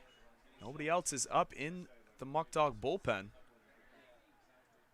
So we might see Kohlhofer go as long as he can. As that one's hammered out into left field, chasing back after it's Blair Frederick, and that one's off the top of the wall. So that ball was cranked. As there's a big stand-up double for Noah Marcello. In the 0-2 count, too. Again, that's where Kohlhofer has gotten himself into some trouble, leaving those pitches up in the zone. That was a line drive right off the top of the wall. Now Rhett Maynard, a guy that against the Muckdogs had a deep home run out there towards that white sign in left center field that was probably 40, 50 feet over the wall. That was a long home run. And there's another ball that's pieced into the gap and kind of located towards that sign. That's a one-hopper off the wall, and just like that, Niagara back-to-back doubles, and they take the lead. And just switching spots there as Rhett Maynard gets the RBI double and the RBI. So Rhett Maynard with that double ends up with his 12th hit of the year, third double and 10th RBI. Now Aaron Greenfield. He already has a hit and a run scored.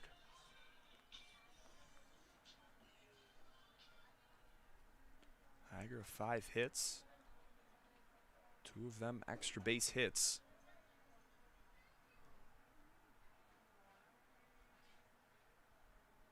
That one just lost the handle of. Nice job by Mortellaro to sprawl out and get that one.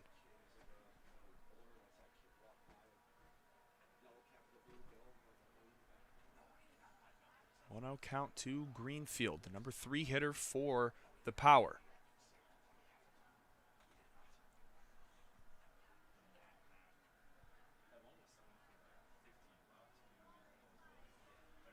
That 1-0 pitch just missed.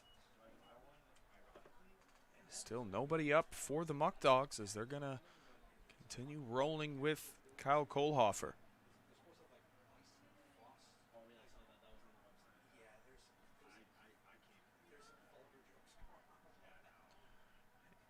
Two-0, swung on, hit foul. So we needed to get something there.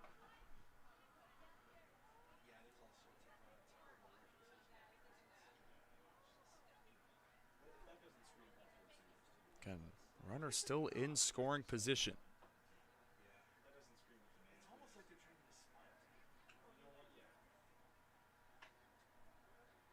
Thinking of throwing it over to second to nab Maynard, but just keeps him close, steps off, and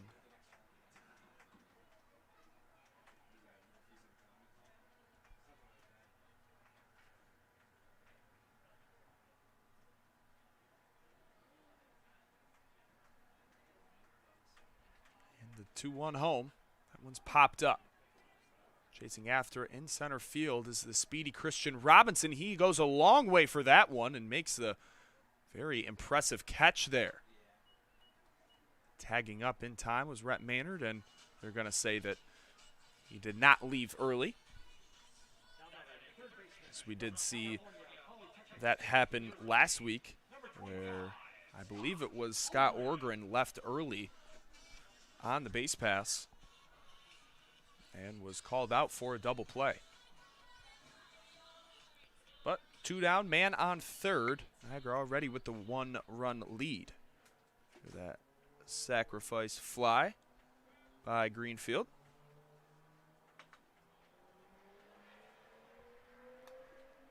Big swing and a miss by Orgren.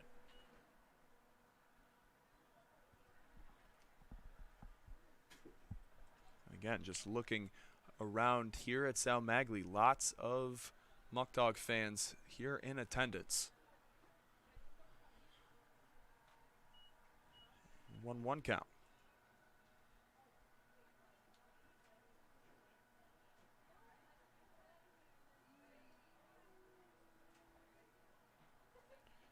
Up and in to the Cal Poly State University outfielder slash third baseman.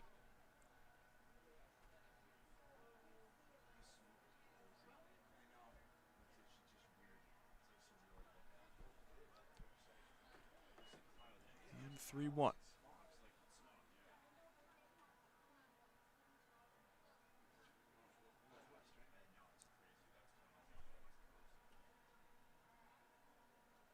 3-1 count. And again, after this inning, we'll thank Dr. Noah Hoy, as there is a 3-1 fastball that just misses outside, as now Bryce Mortellaro will put on the first and third play with 2 down. We will thank Tompkins Bank of Castile, Alex's Place, and Dr. Noah Hoy heading into the 6th. But in the meantime, Casey Sauke's up with 2 men on and 2 down.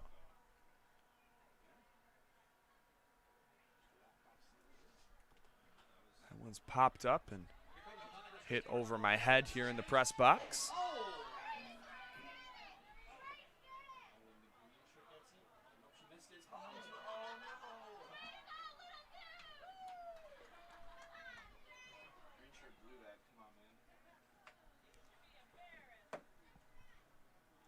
It's Kyle Kohlhofer. That one misses way upstairs. And again, these Muckdogs pitchers are struggling to get out of the inning with 2 outs. It's when Niagara's done a lot of their damage. These 2-out hits have costed 3 runs on the scoreboard for Batavia. That pitch home check swung at, and they're going to appeal. They say that he did not go.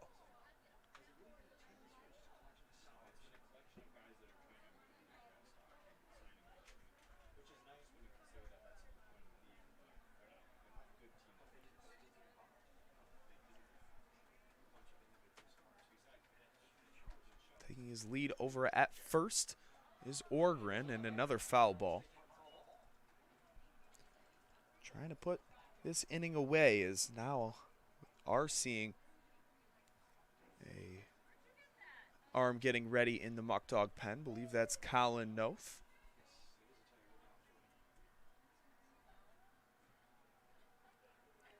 That one misses high again. Kyle's leaving that ball upstairs. He's letting it go just a little too early. So now a full count here. As Casey Sauke's trying to reach or tack on another run, and he's just gonna take the free pass. He actually maybe wanted to keep hitting. He had no idea that it was a full count. So bases are loaded with 2 down. I'm surprised we're not seeing Joe Martinez or somebody just to go talk to Kyle in this spot. Tyler Coy up again. He is 0 for 1, had a sacrifice bunt, and now we're going to see Tony Brewington. As Charlie Cicconi's middle infielders are told to stay right there. This is just going to be a private conversation between Mortellaro, Brewington, and Kohlhofer. And I have a pretty good idea what Tony Brewington's saying right now, and it has a lot to do with just throw strikes. Just put it over the plate, and we'll get out of the inning. You just got to trust the guys behind you and at least give them a chance. That's been a problem for Kyle, is the walks. Has more walks than strikeouts. Already back-to-back here in this inning.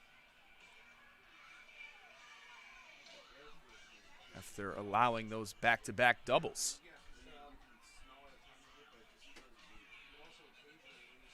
Pretty quick convo. Tyler Coy again. He will be due up. 281 hitter. They had a very impressive catchers group with Nick Belsano from Baylor, who is not with them anymore. Tyler Coy as well. And today's DH, Tyler Lozano. And with bases loaded, the first pitch is in the dirt. 1-0.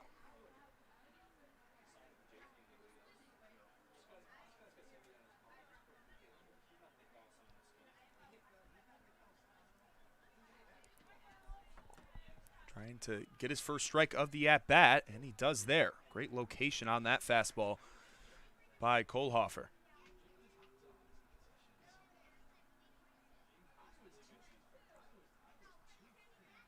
Batavia trying to just keep this a one-run ball game. As that pitch is fouled away. And just one more strike here for Kohlhofer, as his day will probably be done after he gets the final out here in the 5th.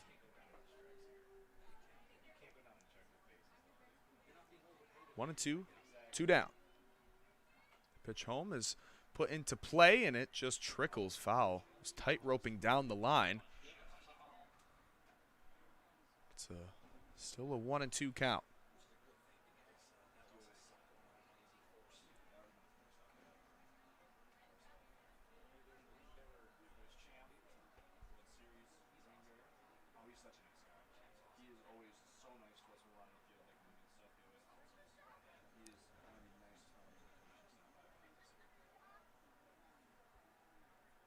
So Kohlhofer gets set. That pitch home is he's way out in front of, and just hits the tip of the bat. Again, Batavia's had Niagara's number throughout their past meetings, and on the season series, Batavia leads 6-3. Some of those losses coming earlier on in the series, and that one bounces over to the left side, and Mortellaro didn't really know where it was at first. Evened up at 2 apiece in the count. Batavia with a 8-7 away record. Just a few more home games at 19 compared to 15 road games, and a 10-9 record now at Dwyer Stadium. Great job keeping those fans happy. But again, they'll be on the road tomorrow at Colburn Park against the Pilots. It was originally supposed to be a doubleheader.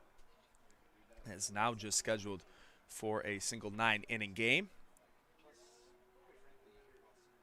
So hopefully that can be another win, as there's a 3-2 pitch that's hit right at Charlie Ciccone, and standing at 6'5", even though that ball was hit very hard, Charlie makes the catch. So getting out of the jam was a little interesting, but Kyle did get out of it, as we'll head into the 6th inning, but not before taking a second to thank Tompkins Bank of Castile, Alex's Place, and Dr. Noah Hoy.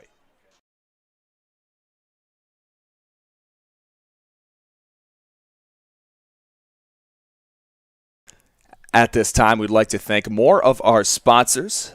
Noah Hoy Chiropractic. This game is sponsored by Dr. Noah Hoy, the official team chiropractor of the Batavia Muckdogs, located at 184 Washington Avenue in Batavia. For an appointment, please call 585-343-9316. Also, a big thanks to Alex's Place for the best ribs in the state, as well as Tompkins Bank of Castile. Tompkins Bank of Castile is a community bank that was founded back in 1869. They now have 15 offices in 6 counties across the Western New York region. Services include complete lines of consumer deposit accounts and loans, business accounts and loans, and leasing. In addition, insurance is offered through an affiliate company, Tompkins Insurance Agencies. Wealth management, trust, and investment services provided through Tompkins Financial Advisors. So a big thanks to Dr. Noah Hoy, Alex's Place, and Tompkins Bank of Castile.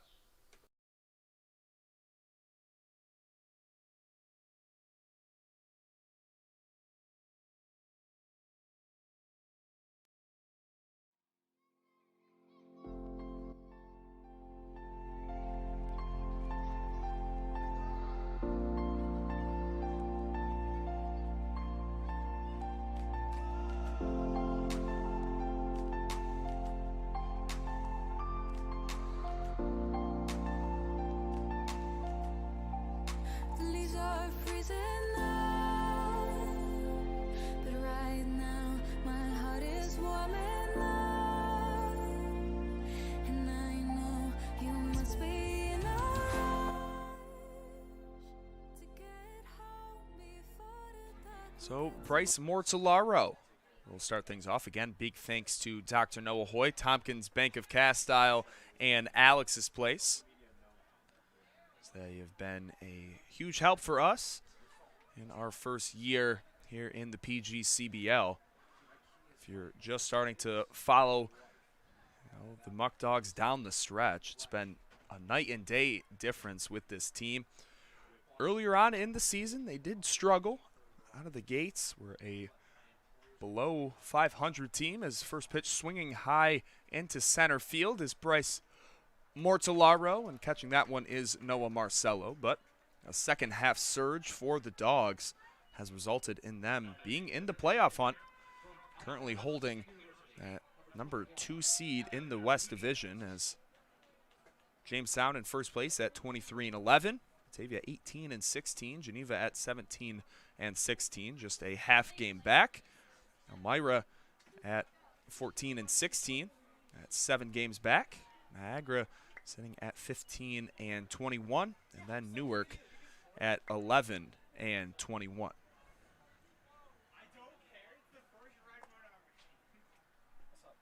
So Abner Benitez has an RBI single. That's one shot deep into right field. That one's going towards the wall, and there's a one-hopper for Abner Benitez.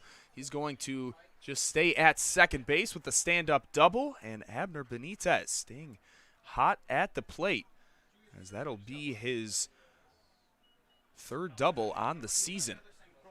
So the Alabama State sophomore outfielder coming up big there. The shot down the line.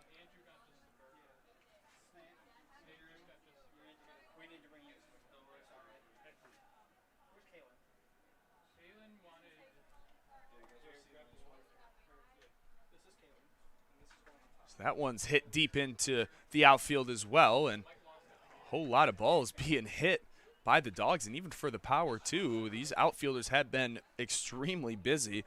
So that ball's hit hard by Trevor Dean.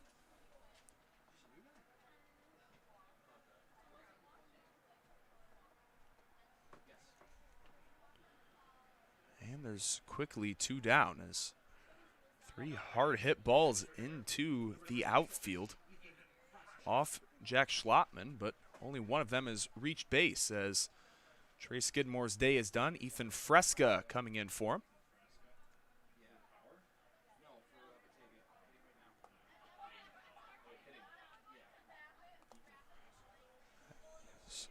Here's Fresca. That one misses upstairs.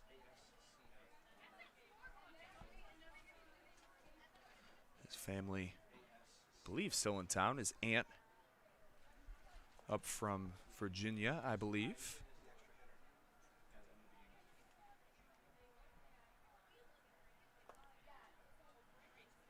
And a 1-0 count. He's been also a guy that's been having some hard hits into the outfield.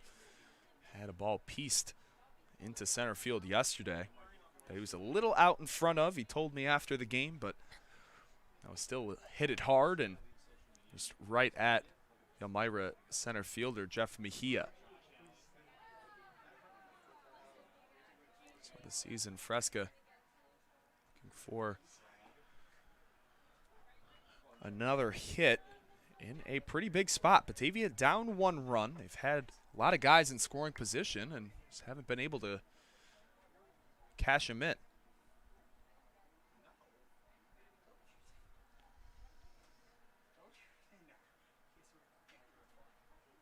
So the 2-1. One misses outside, and Fresca now in a good spot.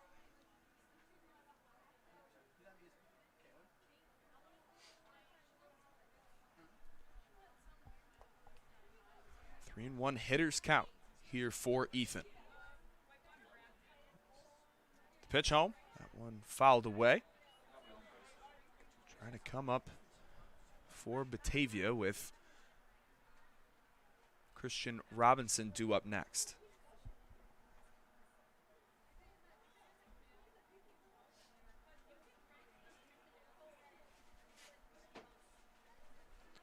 We'll have a payoff pitch with 2 down here in the top of the 6th. Batavia down 1 run.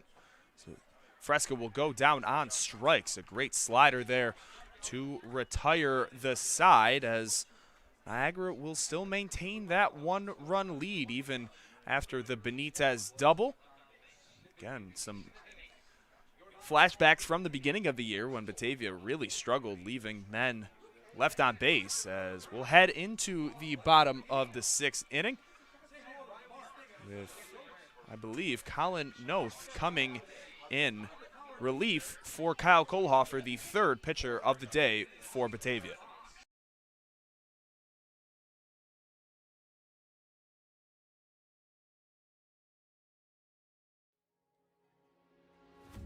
Thinking back on the memories, all the things that you and me used to do, dancing late to country songs, staying up, yeah, all night long. It felt like we belonged.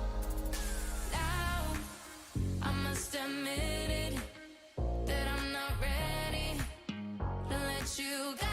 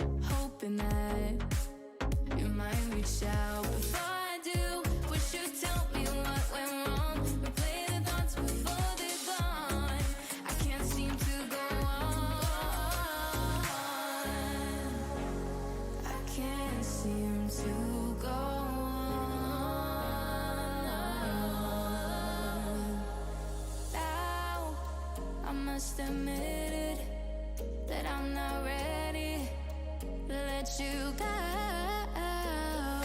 How is it you left me? I'm so not ready. You come and go.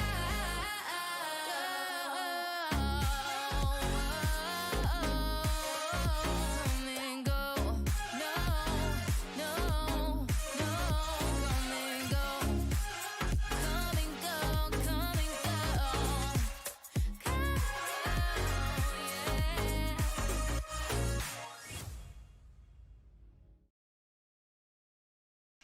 So the right-hander from University of Northwestern Ohio, Colin Noth, is on the bump.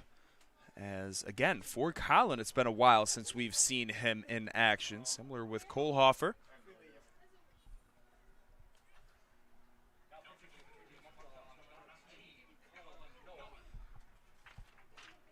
Has Ethan Payne. First pitch to him misses for a ball. Thank you. And there's his first strike there. And again, on the season for Colin, 10 2/3 innings pitched, 10 earned runs, and 7 strikeouts compared to 11 walks. Similar with Kohlhofer, he's a guy that wants to limit the walk. He's been working with his pitching mechanics, very tall at 6'7". Wants to continue to use his size to his advantage and create that downward angle action on his fastball that would make it very, very hard to hit.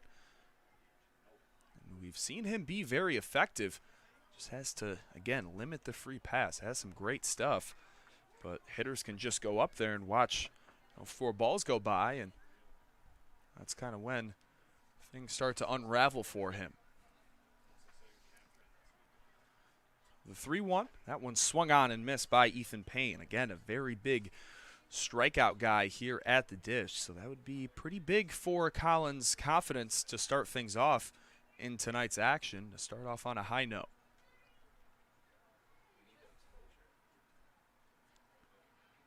And the payoff pitch for Noth, that one's hit down the line in right and hooks foul.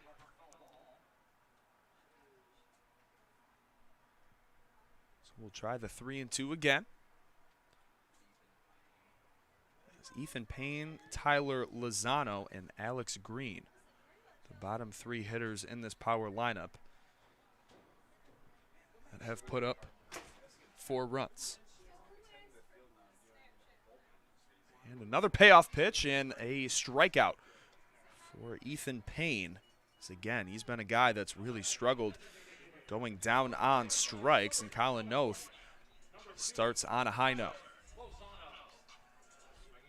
So Tyler Lozano, he's 1 for 2. He has a strikeout, but also has that 2 RBI single.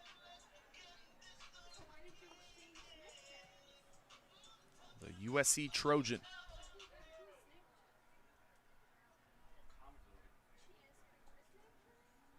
Collins' first pitch to Lozano. Great off-speed pitch in there for strike 1.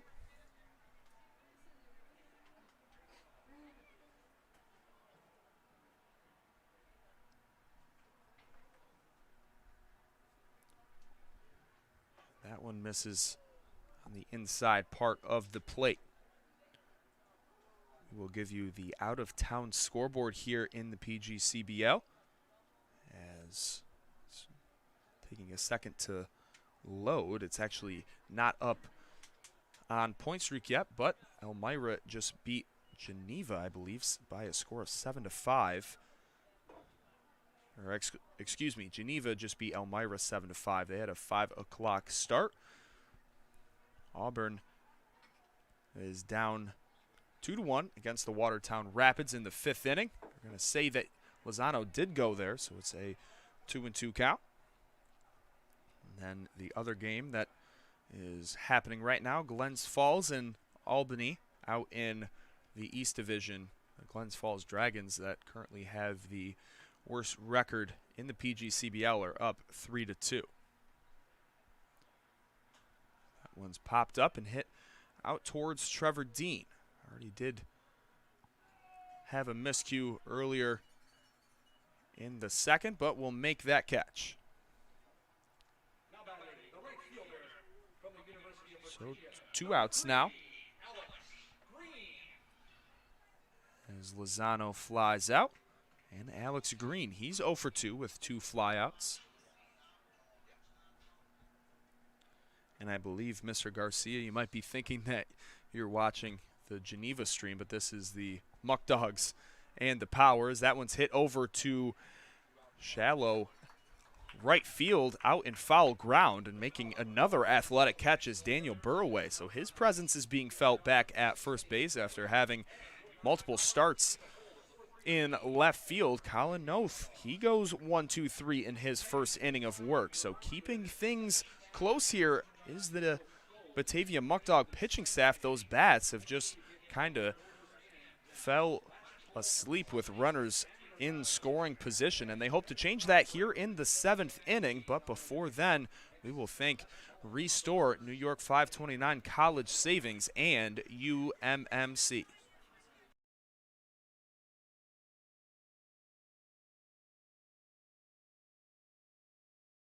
And a quick shout out to our last 3 sponsors here on today's broadcast: United Memorial Medical Center, New York 529 College Savings, and Restore.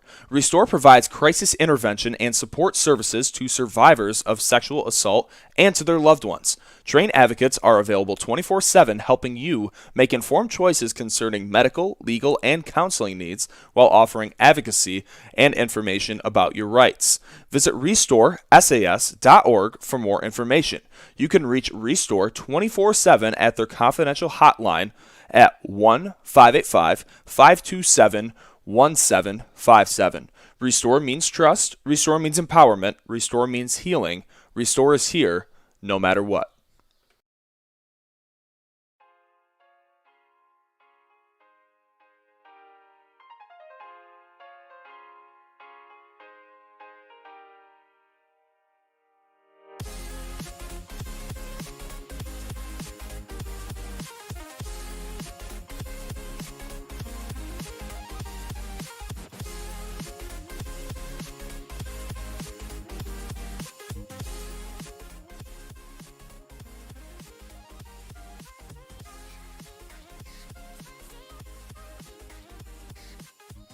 And we are back here on YouTube Live, up here in the Doug Smith press box, As just got word from Restore, New York 529 College Savings, and UMMC.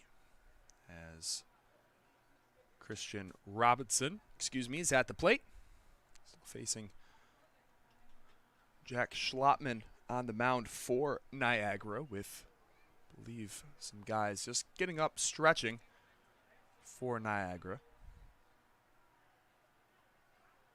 And new ball for Schlottman. And he's ready to go to work.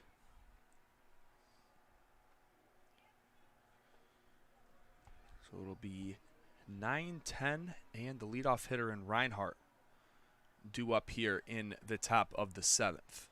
4-3 score here in Niagara Falls. Batavia, it's been a while since they've been on the road. With a lot of games being canceled last week. We were supposed to have 2 games at Dunfield that were both canceled last Wednesday and Friday. And that bunt is popped up in the air and easily caught behind the plate by Tyler Coy. You can tell Joe Martinez is not pleased with that bunt attempt. So the fly out to the catcher for out number 1. Brings up Michael Floridas. He already has that chopper hit back up the middle for the hit.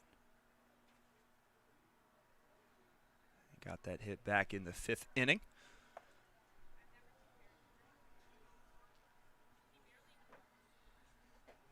As he watches ball 1. Again, a pretty busy week for Batavia, weather permitting, that is. Tomorrow on the road yet again against the Newark Pilots at Colburn Park. That, again, should be a win for Batavia if they want to keep these playoff hopes alive, with things pretty tight with just under 2 weeks remaining now in the regular season. And then they have an off day on Wednesday, which is much needed because they will then be facing the Jamestown Tarp Skunks for a 3-game series. Little home-away-home series for the Dogs, as the 3-0 pitch to Floridas is in there for strike 1. As Batavia did get their first win of the season against the Tarp Skunks in their last meeting last Thursday. But down the stretch, those games are going to mean a lot, and that's what really hurts about not having these double headers anymore for Batavia. Is, those original 4 games against Newark could have really helped them towards the standings. Now there's only 2, and they have some pretty big games coming up at the end of this week. But Michael Floridas watches that ball go by, and with 1 out, he reaches yet again. So Jerry Reinhardt, again, who's been very successful in the leadoff spot, he's due up here with a man on and 1 out. The hometown Batavia kid coming into this one was hitting just about .230. Had a hit in yesterday's game. But again, those stats aren't counting right now in point streak for yesterday's game due to it being a no contest at this point in time. We'll see if that changes, or if Elmira will have to get bussed out to Batavia, as that was supposed to be their final meeting of the regular season. 2-0 now to Reinhardt.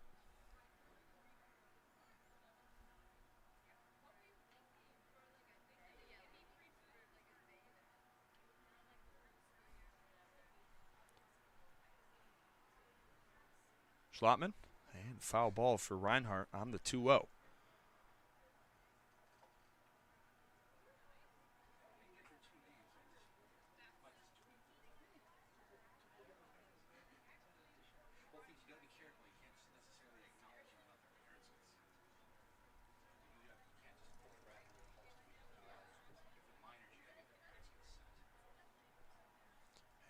will check over to Floridas. That one was pretty close. Good move by Schlottman, as there is a right-hander warming up for the Power. Believe that is number 9, Ethan Hurt. Big hack by Reinhardt.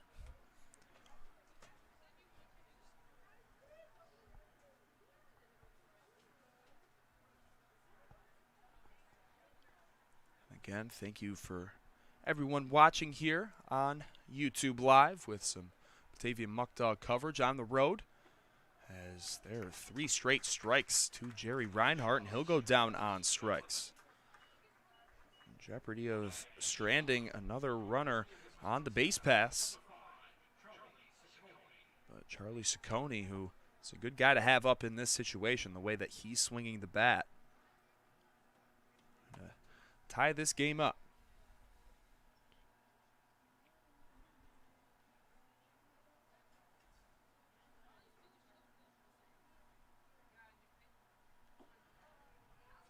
And strike 1. Ciccone from University of Wisconsin Stout, Division III program, originally from Illinois, and he has played with Joe Martinez in the past, last year in the Ohio Valley League, and that's why he was here this summer due to that connection. Jerry Reinhardt also played for Joe Martinez in the 2019 season here in the Perfect Game League with the Utica Blue Sox. So when Joe Martinez got the job and found out that he was going to be in Batavia, you remember that's where Jerry was from, and he was actually the first call and the first signee, as they thought that that was going to be final strikeout there to end the inning, but ball just missed outside on the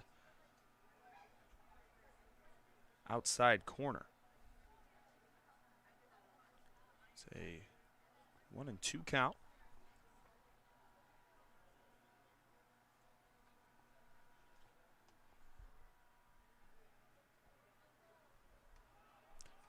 As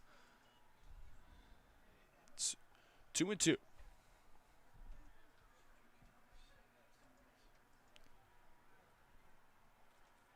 Again, Florida is now advancing 90 feet there. Runner in scoring position yet again. See if they can flip the script. Their woes the past few innings here in the middle part of the game. As Charlie Ciccone will also go down on strike. So Schlottman gets out of another jam, as this has just been a day that Batavia has just not been able to come through when they've needed it most. It's time to stretch here at Sal Magley Stadium. We'll hear Take Me Out to the Ball Game, and in the meantime, we'll see Colin Noth warm up after a very impressive first inning of relief here in tonight's game.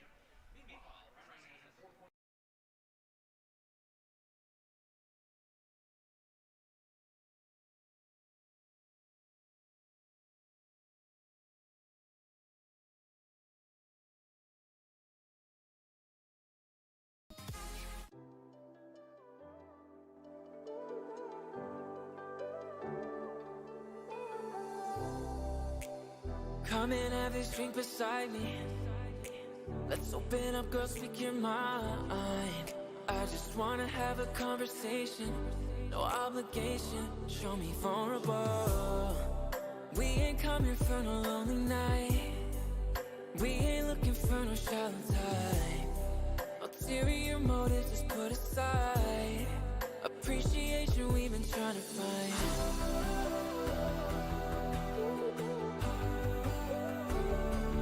Trying to find.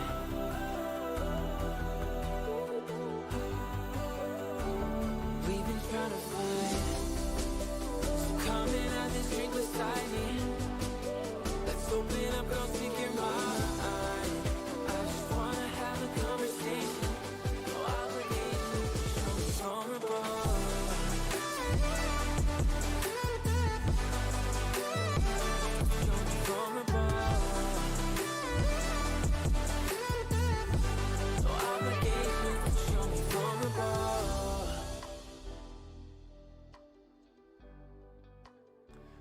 We are back at the top of the Niagara Power lineup.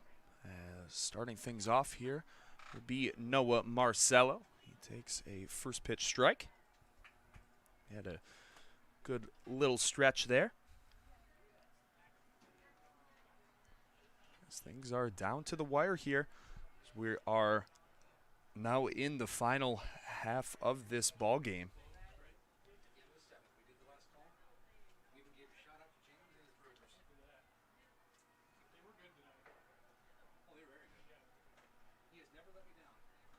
One and one count for Colin Noth. Check swing there doesn't matter, as that's going to be on the outer half for strike two.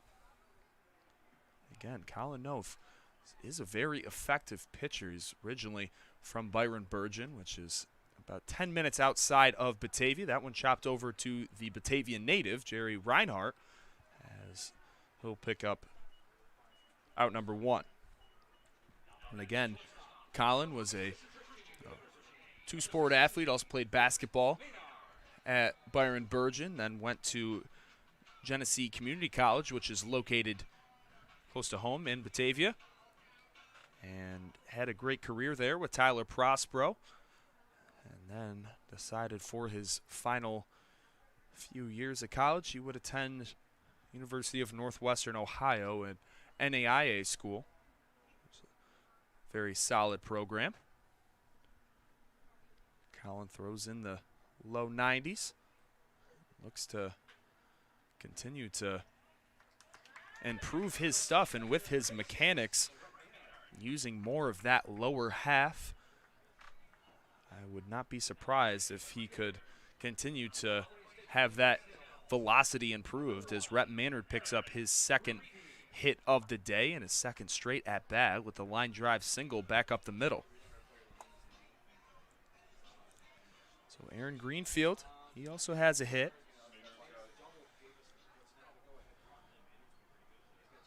And score is 3-4 still. Batavia still has more hits than the Power. 7-6. Batavia leads in that category as that one just kind of pops right out of Mortalaro's glove.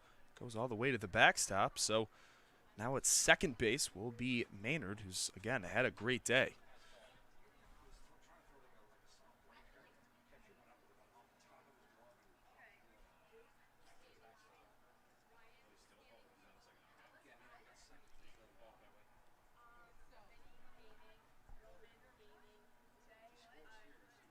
The 1-0 home.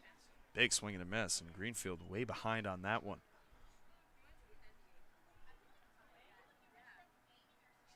Again, Batavia has a lot of big games coming up, and even tonight's game, you would hope that the mindset of this team is to continue to win ball games against the teams that are lower on the totem pole than you here in the West Division. And you've had a lot of success already against the Power, but you come out to an early lead, and that's been another one of the Achilles heels for this Batavia team, is they just do not maintain leads very well, and especially not for long. As that one's popped up, and chasing after it is Daniel Burraway, Bryce Mortolaro, and Colin Noth, and all three of them can't get there.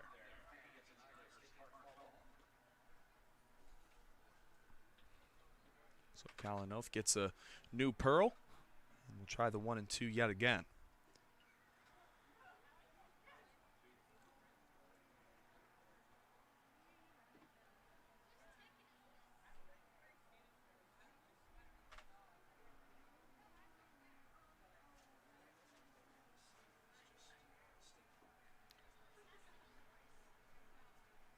So we'll try the 1-2 yet again. Man on second base is Rhett Maynard. Aaron Greenfield. Put that one in play in the same spot as Rhett Maynard. Great hit there, and now the Power are going to go up 2 as the score is 5-3. Number 2 and number 3 in the Power order. They've both been huge parts of this game for Niagara, as they both have 2 hits apiece, as well as RBIs. Now Scott Orgren. He has a RBI single. Just across the board, this is some of the best hitting that we've seen from the Power. Just great at bats, even when they're down in the count. Just putting the ball in play. And Batavia, they're striking out at a very high rate compared to Niagara. Lots of swing and misses.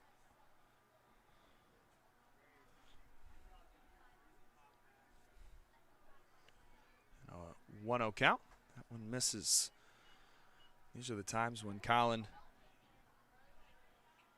you have one out in the inning, you really just want to come out and maybe get a double play ball here, limit the damage, as now you find yourself at a 2-run deficit. You haven't scored a run since the 4th inning, and you've had multiple opportunities to come back into this ball game. So, if you're a part of the Muckdogs pitching staff, it's just one of those days where, even though Batavia has had a high-powered offense in this recent winning streak, and even though they've had a lot of low-scoring games, they've came through and they've really improved with runners in scoring position. But right now, it's almost like the beginning of the season, as they've already left 8 runners on base. And the majority of them in scoring position. Believe that it's 5 total.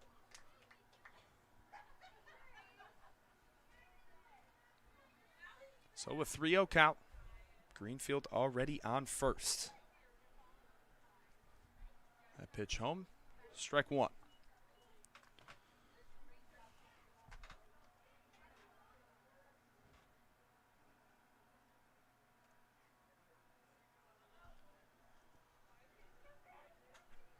So Colin gets set.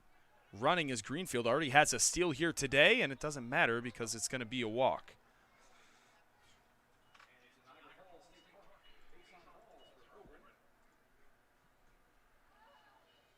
Orgren's second walk of the day. He's reached in all 4 plate appearances.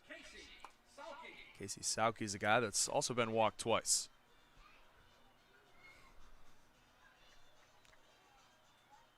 Just really need to get out of this inning, and they like to make things interesting down the stretch, so I would not be surprised if Batavia can get a few runs on the board in the final 2 innings. But you want to make sure at least it's, a feasible amount of runs to come back from. Niagara is actually a pretty good home team coming into this. They'll actually have a better home record than road record. It's 7-11.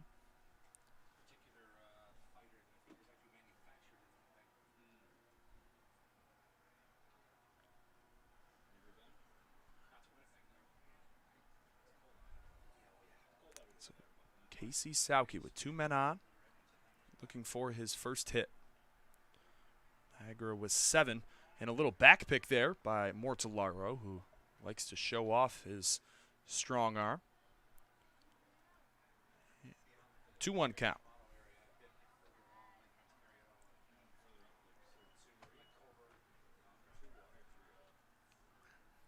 And we'll have the 2-1 home here.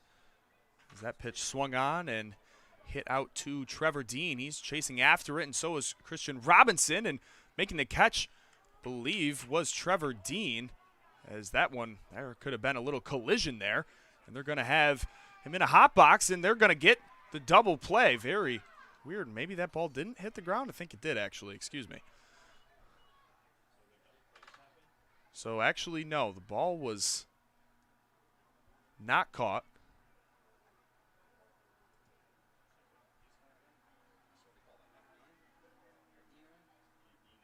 So the ball was not caught. That's going to be an error on Trevor Dean. And then that got caught in a rundown on the relay home was Aaron Greenfield. Very weird play there. As they did get the out, so it will stay a 5-3 ball game. It's very tough from this vantage point to see what happened, as that ball is going to trickle past Charlie Saccone, and now another run's going to score as Christian Robinson throws that one in to third base, and a RBI single for Tyler Coy. He's going to make his family that's here in attendance very happy with that. So 6-3 score. Now batting, the first baseman from the University of Tennessee, number 35, Ethan. So Ethan Payne struck out in his first appearance against Colin Noth. And already 2 runs here in the bottom of the 7th inning for the Power.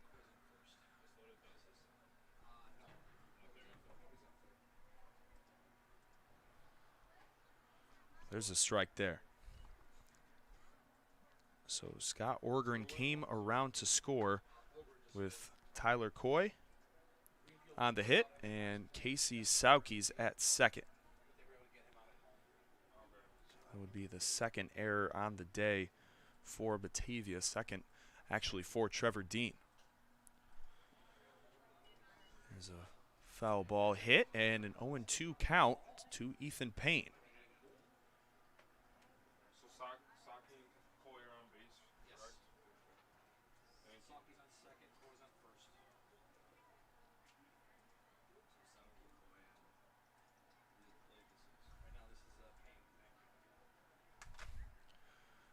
And the 0-2 count as Colin Noth, the pitch home. That one outside corner, and there's a late call. Ethan Payne's pretty upset about that, but Batavia maybe getting a little help there from the umpires as 7 innings are up and gone, and now they have a larger deficit as Niagara scores 2 more runs as Batavia is down 6-3 in this one. I put up the lineup graphic for you as Batavia now has the heart of their order, Blair Frederick, Daniel Burraway, and Bryce Mortellaro up. Abner Benitez, that middle part of the order has actually been pretty crucial to their success. So they hope to continue to put some balls in play as Jack Schlottman is out of the game, and Ethan Hurt will be the new pitcher on the mound for the Power once we get back here at Sal Magley Stadium.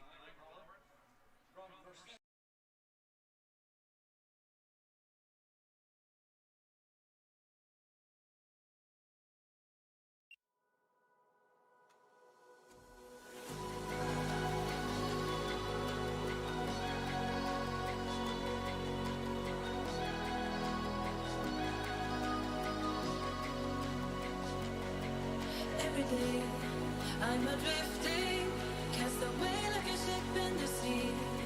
'Cause I don't know where to go, feeling low and I do think about it.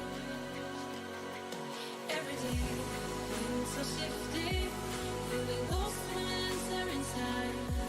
'Cause I still cannot see how my life's gonna be, so I hide away. But when the storm begins to fade, I see my path, I'm not afraid. And in the break of day, the light that shakes my shadows away. Perhaps the sky is clear someday.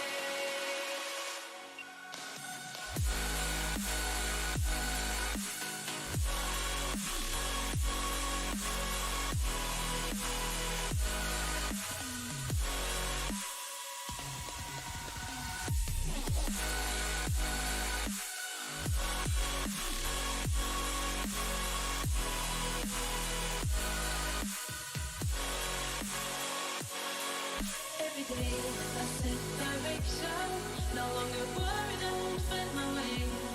'Cause now I know where to go, it was long ago since the darkest days. 'Cause when the storm begins to fade, I see my path, I'm not afraid. And in the break of day, the light that shakes my shadows away. Perhaps the sky is clear someday. So Blair Frederick is ready against Ethan Hurt.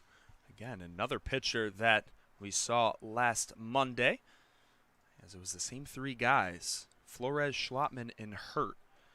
Hurt, going into his junior year, was originally from Turlock, California.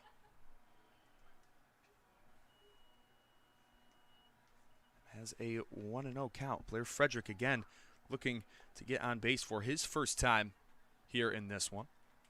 Struck out looking and flew out in foul ground. That was caught by Scott Orgren and then had an unassisted put out at first base. So 3-0 count. As coming into this one, take a look at Ethan Hurt's stats, as he's a guy that is also a late addition to this power team. Has 10 appearances for 10 innings. He's just allowed 2 hits, but 7 runs, and he has allowed 12 walks. That was walk number 13 right there, so a pretty high total with a 6.3 ERA. So he has more walks than innings pitched at this point in time. Burraway watches that one run inside, so 5 straight balls from Ethan Hurt.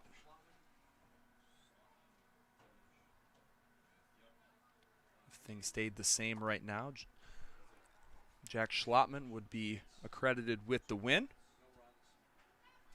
That one's put into play softly for Ethan Payne. He tries to turn the double play, but they will get the lead runner as the throw is in time to nab Blair Frederick at second. Nice play by Ethan Payne. So losing some speed on the bases as Frederick is out. And Bryce Mortellaro, he's been swinging a pretty good bat the last few games.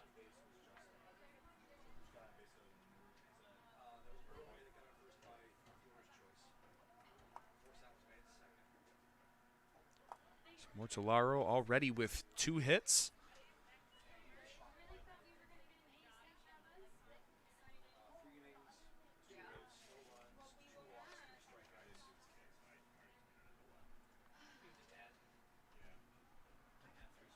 And the 1-0, that one way up and in to Mortellaro as he's now ahead in the count 2-0.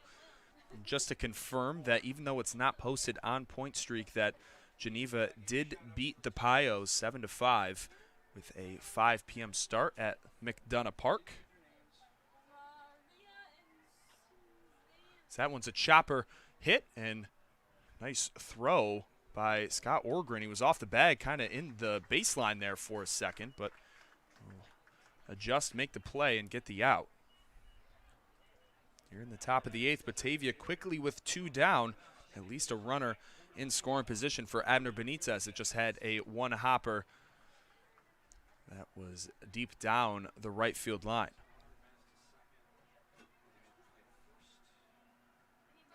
Little 5-3 ground out for Mortellaro.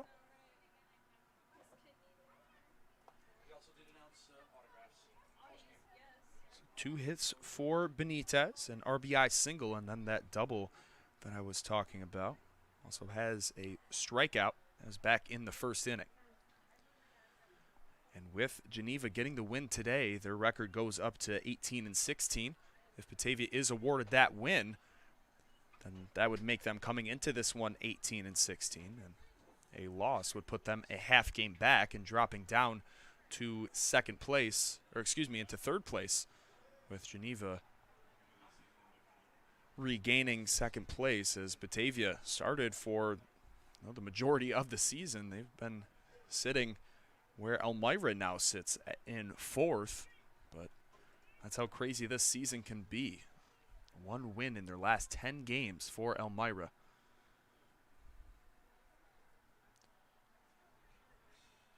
As a team that has made the playoffs the past 10 years, every year that Can USA has owned the franchise, as Abner Benitez hits that one high, and another catch for Scott Orgren in foul ground. So Batavia, a lot of work to do. They're trying to maintain and hold this 3-run deficit that they have here.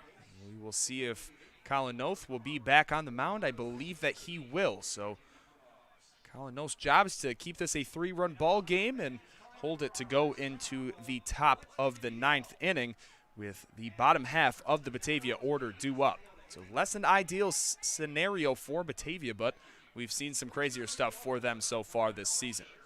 Again, we're here on YouTube Live. Just a quick break, and we'll be back here shortly at Sal Magley Stadium.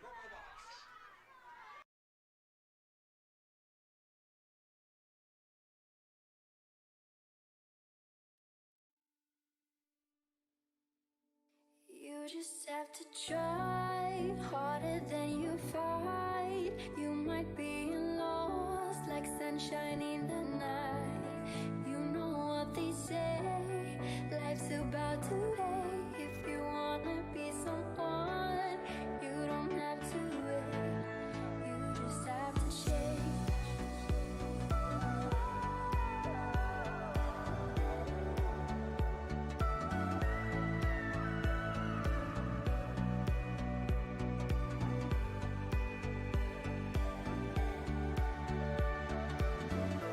What if I were you?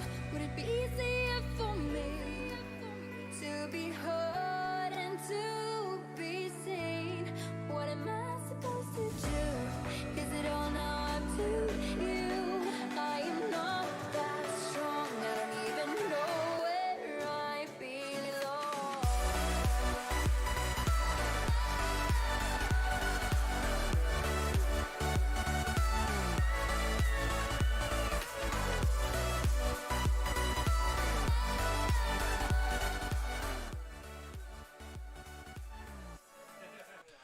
And a quick little warm-up for Colin Noth there, as he already gets a swinging strike here in the bottom of the 8th inning.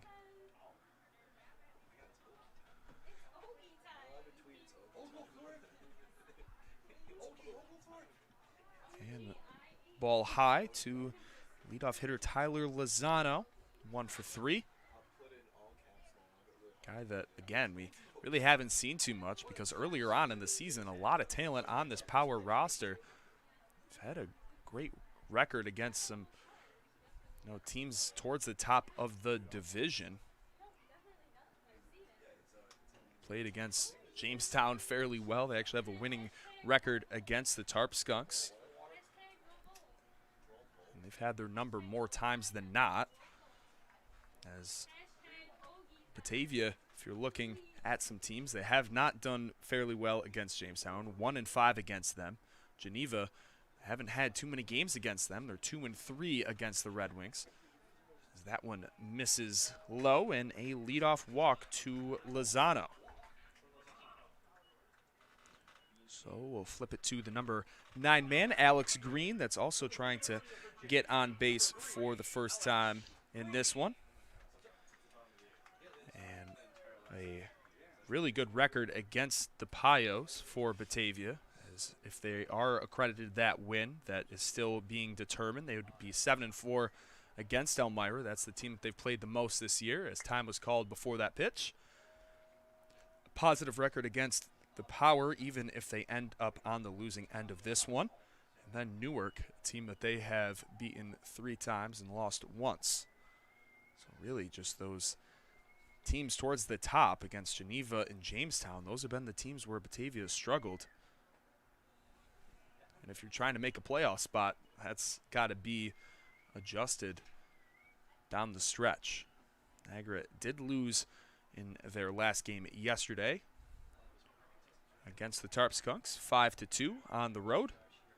But they are in the lead in this one so far, as they were up 6-3 here in the bottom of the 8th inning. Already a runner on.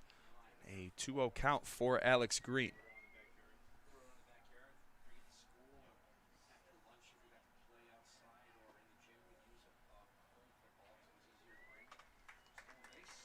And there's going to be a stolen bag for Tyler Lozano. Doesn't really look to me to be a big threat on the base pass. Might have just caught the dog sleeping there. Had a pretty good jump. And Lozano just picked up his first stolen base of the year.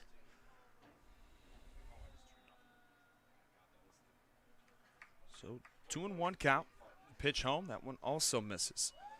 So far for Colin, we saw a great first inning. Just let up 2 runs in the last frame, and it's kind of the time where mostly either see him out of the game, but with the score being the way it is, they want to probably keep him in the game as long as possible and not waste, another arm as they are down 3 runs late in tonight's game.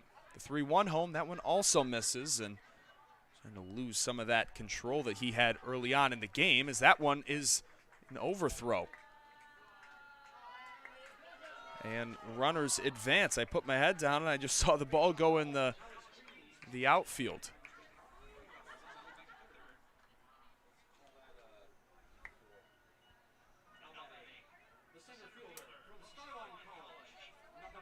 So now with, again, nobody out, 2 runners on the corners.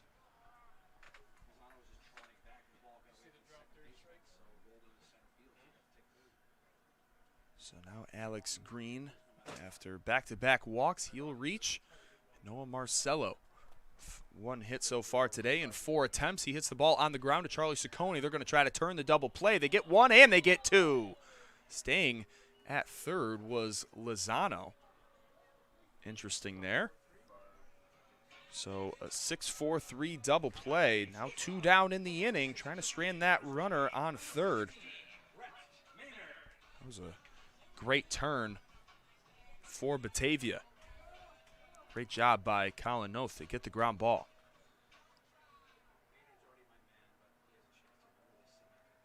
Now Rhett Maynard.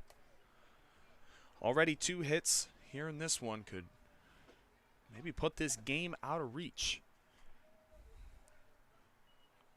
2 hits in his last 2 at-bats. Already 1 RBI, 2 flyouts.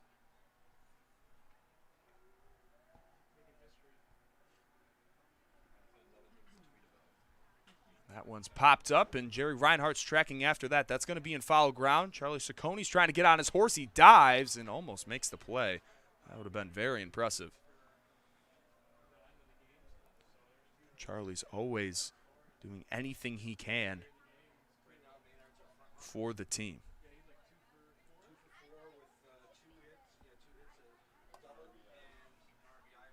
Again, man on third, 0-2 hole for Maynard. We've seen crazier things here in the PGCBL. Batavia was down, or excuse me, they were up against the Jamestown Tarpskunks on Thursday, and Jamestown scored 4 runs to force a bottom half of the inning before Batavia walked it off in the 7-6 win. That one, the 0-2 misses high. Seen some crazy things here in the PGCBL. I feel like I say it at least once a game. I've never seen that before. 1-2, hanging breaking ball that's popped up out towards center field. Chasing after it is Christian Robinson, and a less than ideal scenario to start off the bottom of the 8th inning for Colin Noth. He gets the ground ball, and he'll strand the man at third base in Tyler Lozano. So it's make or break time for the Muckdogs. It's the top of the 9th inning. They're down 3 here at Sal Magley Stadium. We'll put up the lineup graphic for you one last time. If they don't get 3 runs and force the bottom half of the inning, it'll be Trevor Dean, Ethan Fresca, as he's a pinch hitter for Trey Skidmore, and Christian Robinson, as Ethan Hurt will go back on the mound for the Power.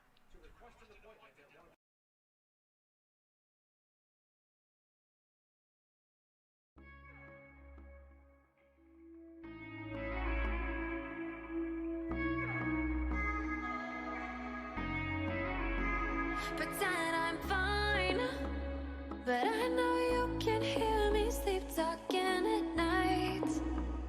I tried to hide, lost my mind. All my crooked edges cut me up inside, day and night. My composure ran away, disappeared without a trace. I can't cover up the pain.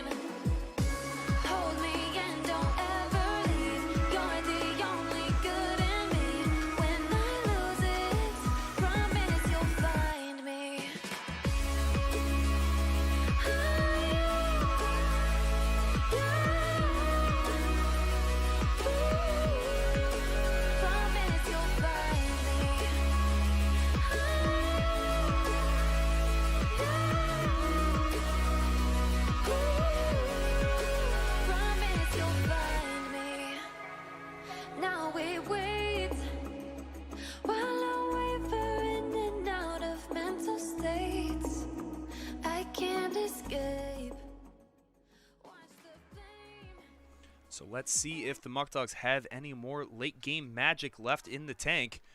They're down 3 runs as Trevor Dean, trying to start things off here, hits a little looping fly ball over to the right side, and 1 pitch, 1 out here for Ethan Hurt.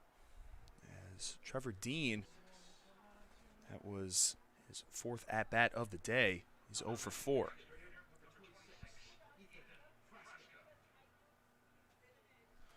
So now Ethan Fresca, his 2nd at-bat of the day. Came in to replace Trey Skidmore. And everybody that's hit in the 8 spot, as that one hits our home plate umpire. That clipped him right in the shoulder. That one's got to hurt. And hopefully we can get some training staff out there for him, because that one definitely did not feel good.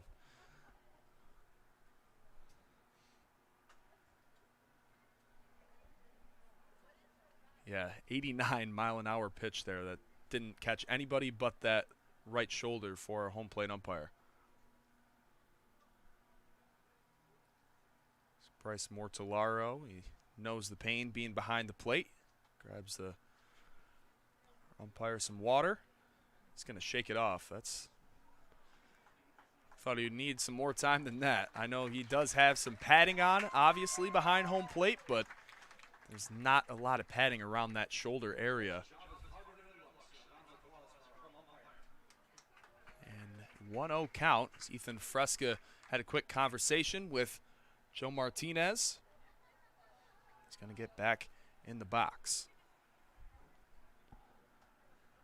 Scotty James, I see you in the chat. I don't know if you remember, I'm a good friend of Bryce Jackson. He went to Canisius for a little bit, so go Griffs too. I know you like the Griffs. 1-1 count after that foul ball.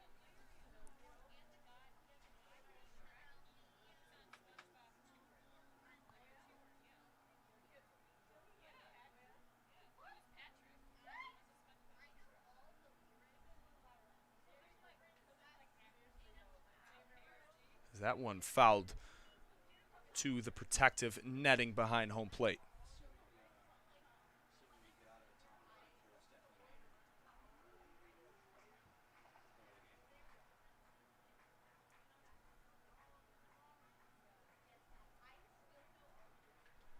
So the 1-2, Ethan Hurt gets set. It's the sign from Tyler Coy. The pitch home, that one runs inside.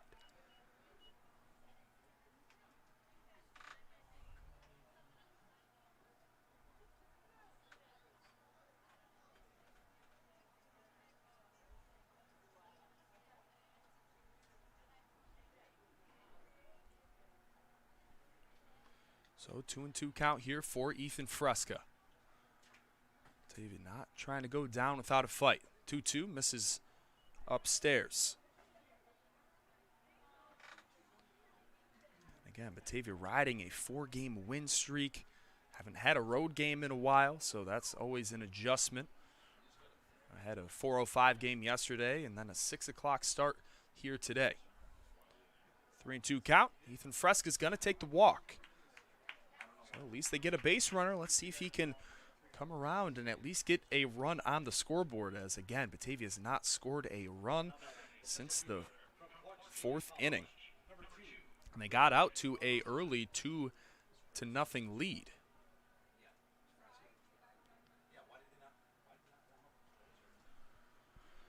So Fresca reaches, here's Christian Robinson. He'll take another ball. Nobody else warming up in the Niagara pen. We're going to have Ethan Hurt try to close this out. Would be great for his confidence as well, as he, again, has struggled with the walks. He's had 10 appearances with 10 innings pitched exactly. Has more walks than innings pitched, so be good for the power down the stretch to give him a little boost. As it's a 2-1 count here for Christian Robinson. He's also looking for his first hit of the ball game. He's flown out twice, or excuse me, he's struck out, flown out to right field, and then tried to bunt as it was a little pop-up to Tyler Coy behind the plate.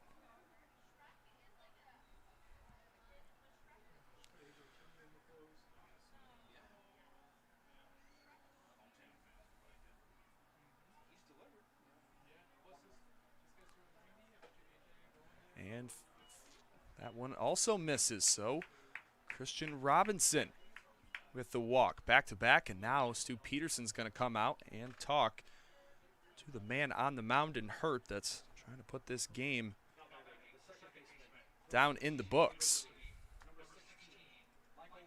So Florides, the number 10 hitter, due up here, as they're actually going to take the ball from him. And coming in now is going to be J.D. Rogers. He's a outfielder that will be attending Vanderbilt for his freshman year in the fall.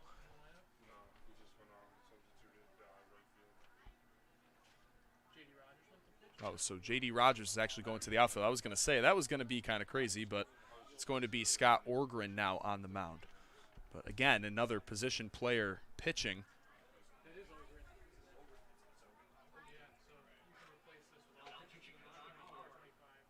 So a few switches there for Niagara. We're going to see Scott Orgren again on the mound. He was today's third baseman for the Power. We'll let him warm up as Batavia does have something brewing here. Let's see if they can continue this late game magic.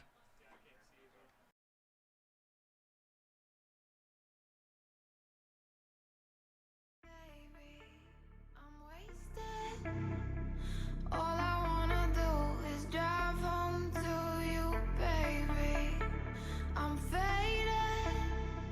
All I wanna do is take you downtown, baby. I'm wasted. All I wanna do is drive home to you, baby. I'm faded.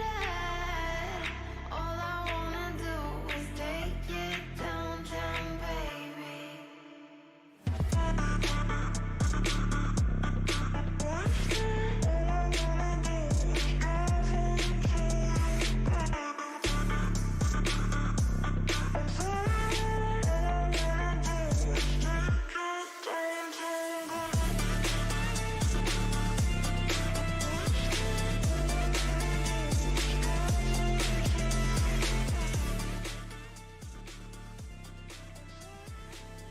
So Scott Orgren just had his warm-up pitches. Now he's going to face Michael Florides with 1 out, 2 men on here in the top of the 9th inning. Game hanging in the balance here as Scott Orgren, again, not an actual pitcher. He's listed as an outfielder. He plays third base. So Scott Orgren trying to close the door with a 3-run lead. And there's a strike for Orgren, as he does have 5 appearances, 6 innings pitched, allowing just 2 hits and 1 earned run for a 1.5 ERA. So maybe he does also pitch a little bit.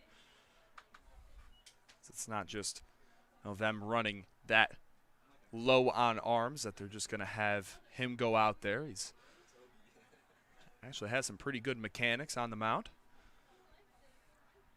Looks like he's throwing some heat too, as that changeup drops in for a strike.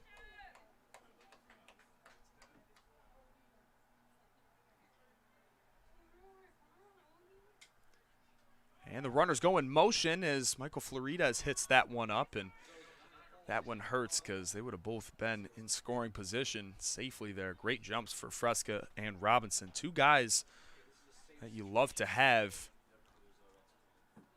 on the base pass with lots of speed. So 2-2 count. And there's a swinging strikeout. Michael Florides goes down on strikes, and now Batavia is down to their final out. Going up to the top of the order, here's Jerry Reinhart.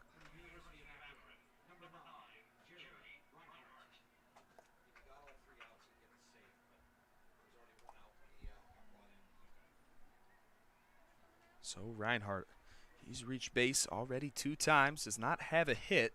He's been walked and reached on a fielder's choice. Ball 1 upstairs from Scott Orgren. Third baseman coming in to pitch, similar with Charlie Ciccone, Batavia Muckdog infielder, as he's on second base.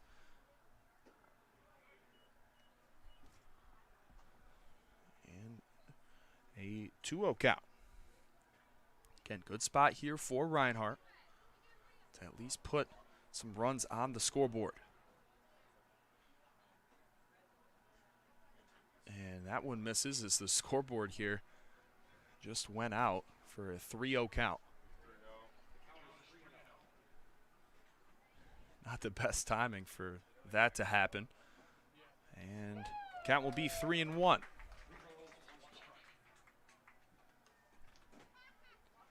Sure what happened there. So we'll have a 3-1 pitch from Orgren, and now battling his way back, 3-2.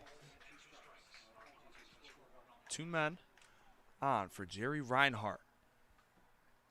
Just trying to claw their way back into this one as they're down 3 runs here in the top of the 9th at Sal Maglie Stadium. The pitch by Orgren, that one misses outside, and we're going to have bases loaded here. So Batavia, again, not going down without a fight. You have a great guy due up here at Charlie Ciccone.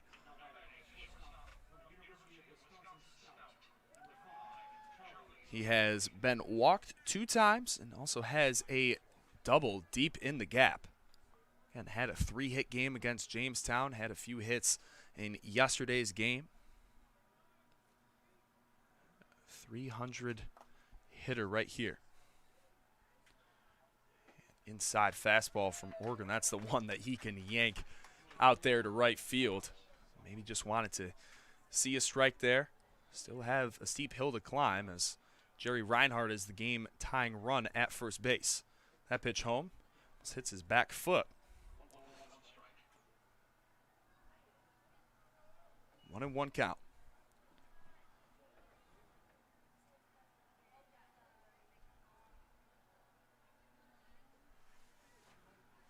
That one is pieced, and that one's going to get down. That's a great hit by Charlie Ciccone. 1 run scores in Ethan Fresca. Scoring also will be Christian Robinson, and a big double for Charlie Ciccone, as it is just a 1-run ball game now. 6-5. Scott Orgren coming in and just allowing a 2 RBI double for Charlie Ciccone.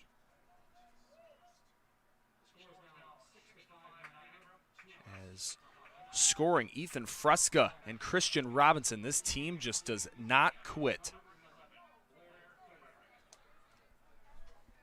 So Blair Frederick here, the righty on the mound. 2 men in scoring position. Watches the inside fastball. Again, he's been quiet here today, but these are the situations that Blair really likes to be in. He's 0 for 3. He's been walked once. 0-1 count. That one misses upstairs. 1-1. Jerry Reinhardt is the game-tying run just 90 feet away. We're down 3 runs coming into this inning. Charlie Ciccone makes it just a 1-run ball game. Blair Frederick, that one also misses inside. 2-1. Daniel Burway, he's also had a pretty good game. He is on deck. So here's Blair. 2-1 count. He's ahead. The pitch home. That one big swing and a miss. And again, Batavia is down to their final strike. Blair's going to take a second. He's been in situations like this before. Let's see what he can do here. Scott Orgren's ready to go. Shakes off 1 sign. Shakes off 2 signs, but he gets the one he wants. The 2-2. Misses outside corner. Just missed there, and now another full count. Great eye there by Blair Frederick. Not trying to expand the zone, and Blair Frederick, again, a very experienced hitter at the plate. Has a full count here with 2 men on and 2 outs. And swing and a miss, and that one's going to do it. Batavia made it interesting down the stretch, as they cannot complete the comeback. Blair Frederick goes down on strikes. To be quite honest, Batavia should have never been in that situation to begin with, as with the 2 runners that were left on base here in the 9th, that's going to make it a total of 12 runners left on base here in tonight's game, and 8 of them in scoring position. So Batavia will drop this game 6-5. That winning streak is now snapped. It will drop to, we'll see what happens with the other game, but at this point in time to 17-17, with it being very probable that Batavia will be awarded the win for yesterday's game against Elmira. With that being said, Batavia will be back on the road tomorrow in Newark, as that will be a 7:05 start at Colburn Park. I will be there yet again, so be on the lookout for the stream at that point in time. Again, it's been a great night here at Sal Magley Stadium. Batavia cannot come through as they lose this one 6-5. This has been another edition of Batavia Muckdog Baseball. Signing off yet again, I'm Griffin Della Penna. I will see you tomorrow, and as always, go Dogs.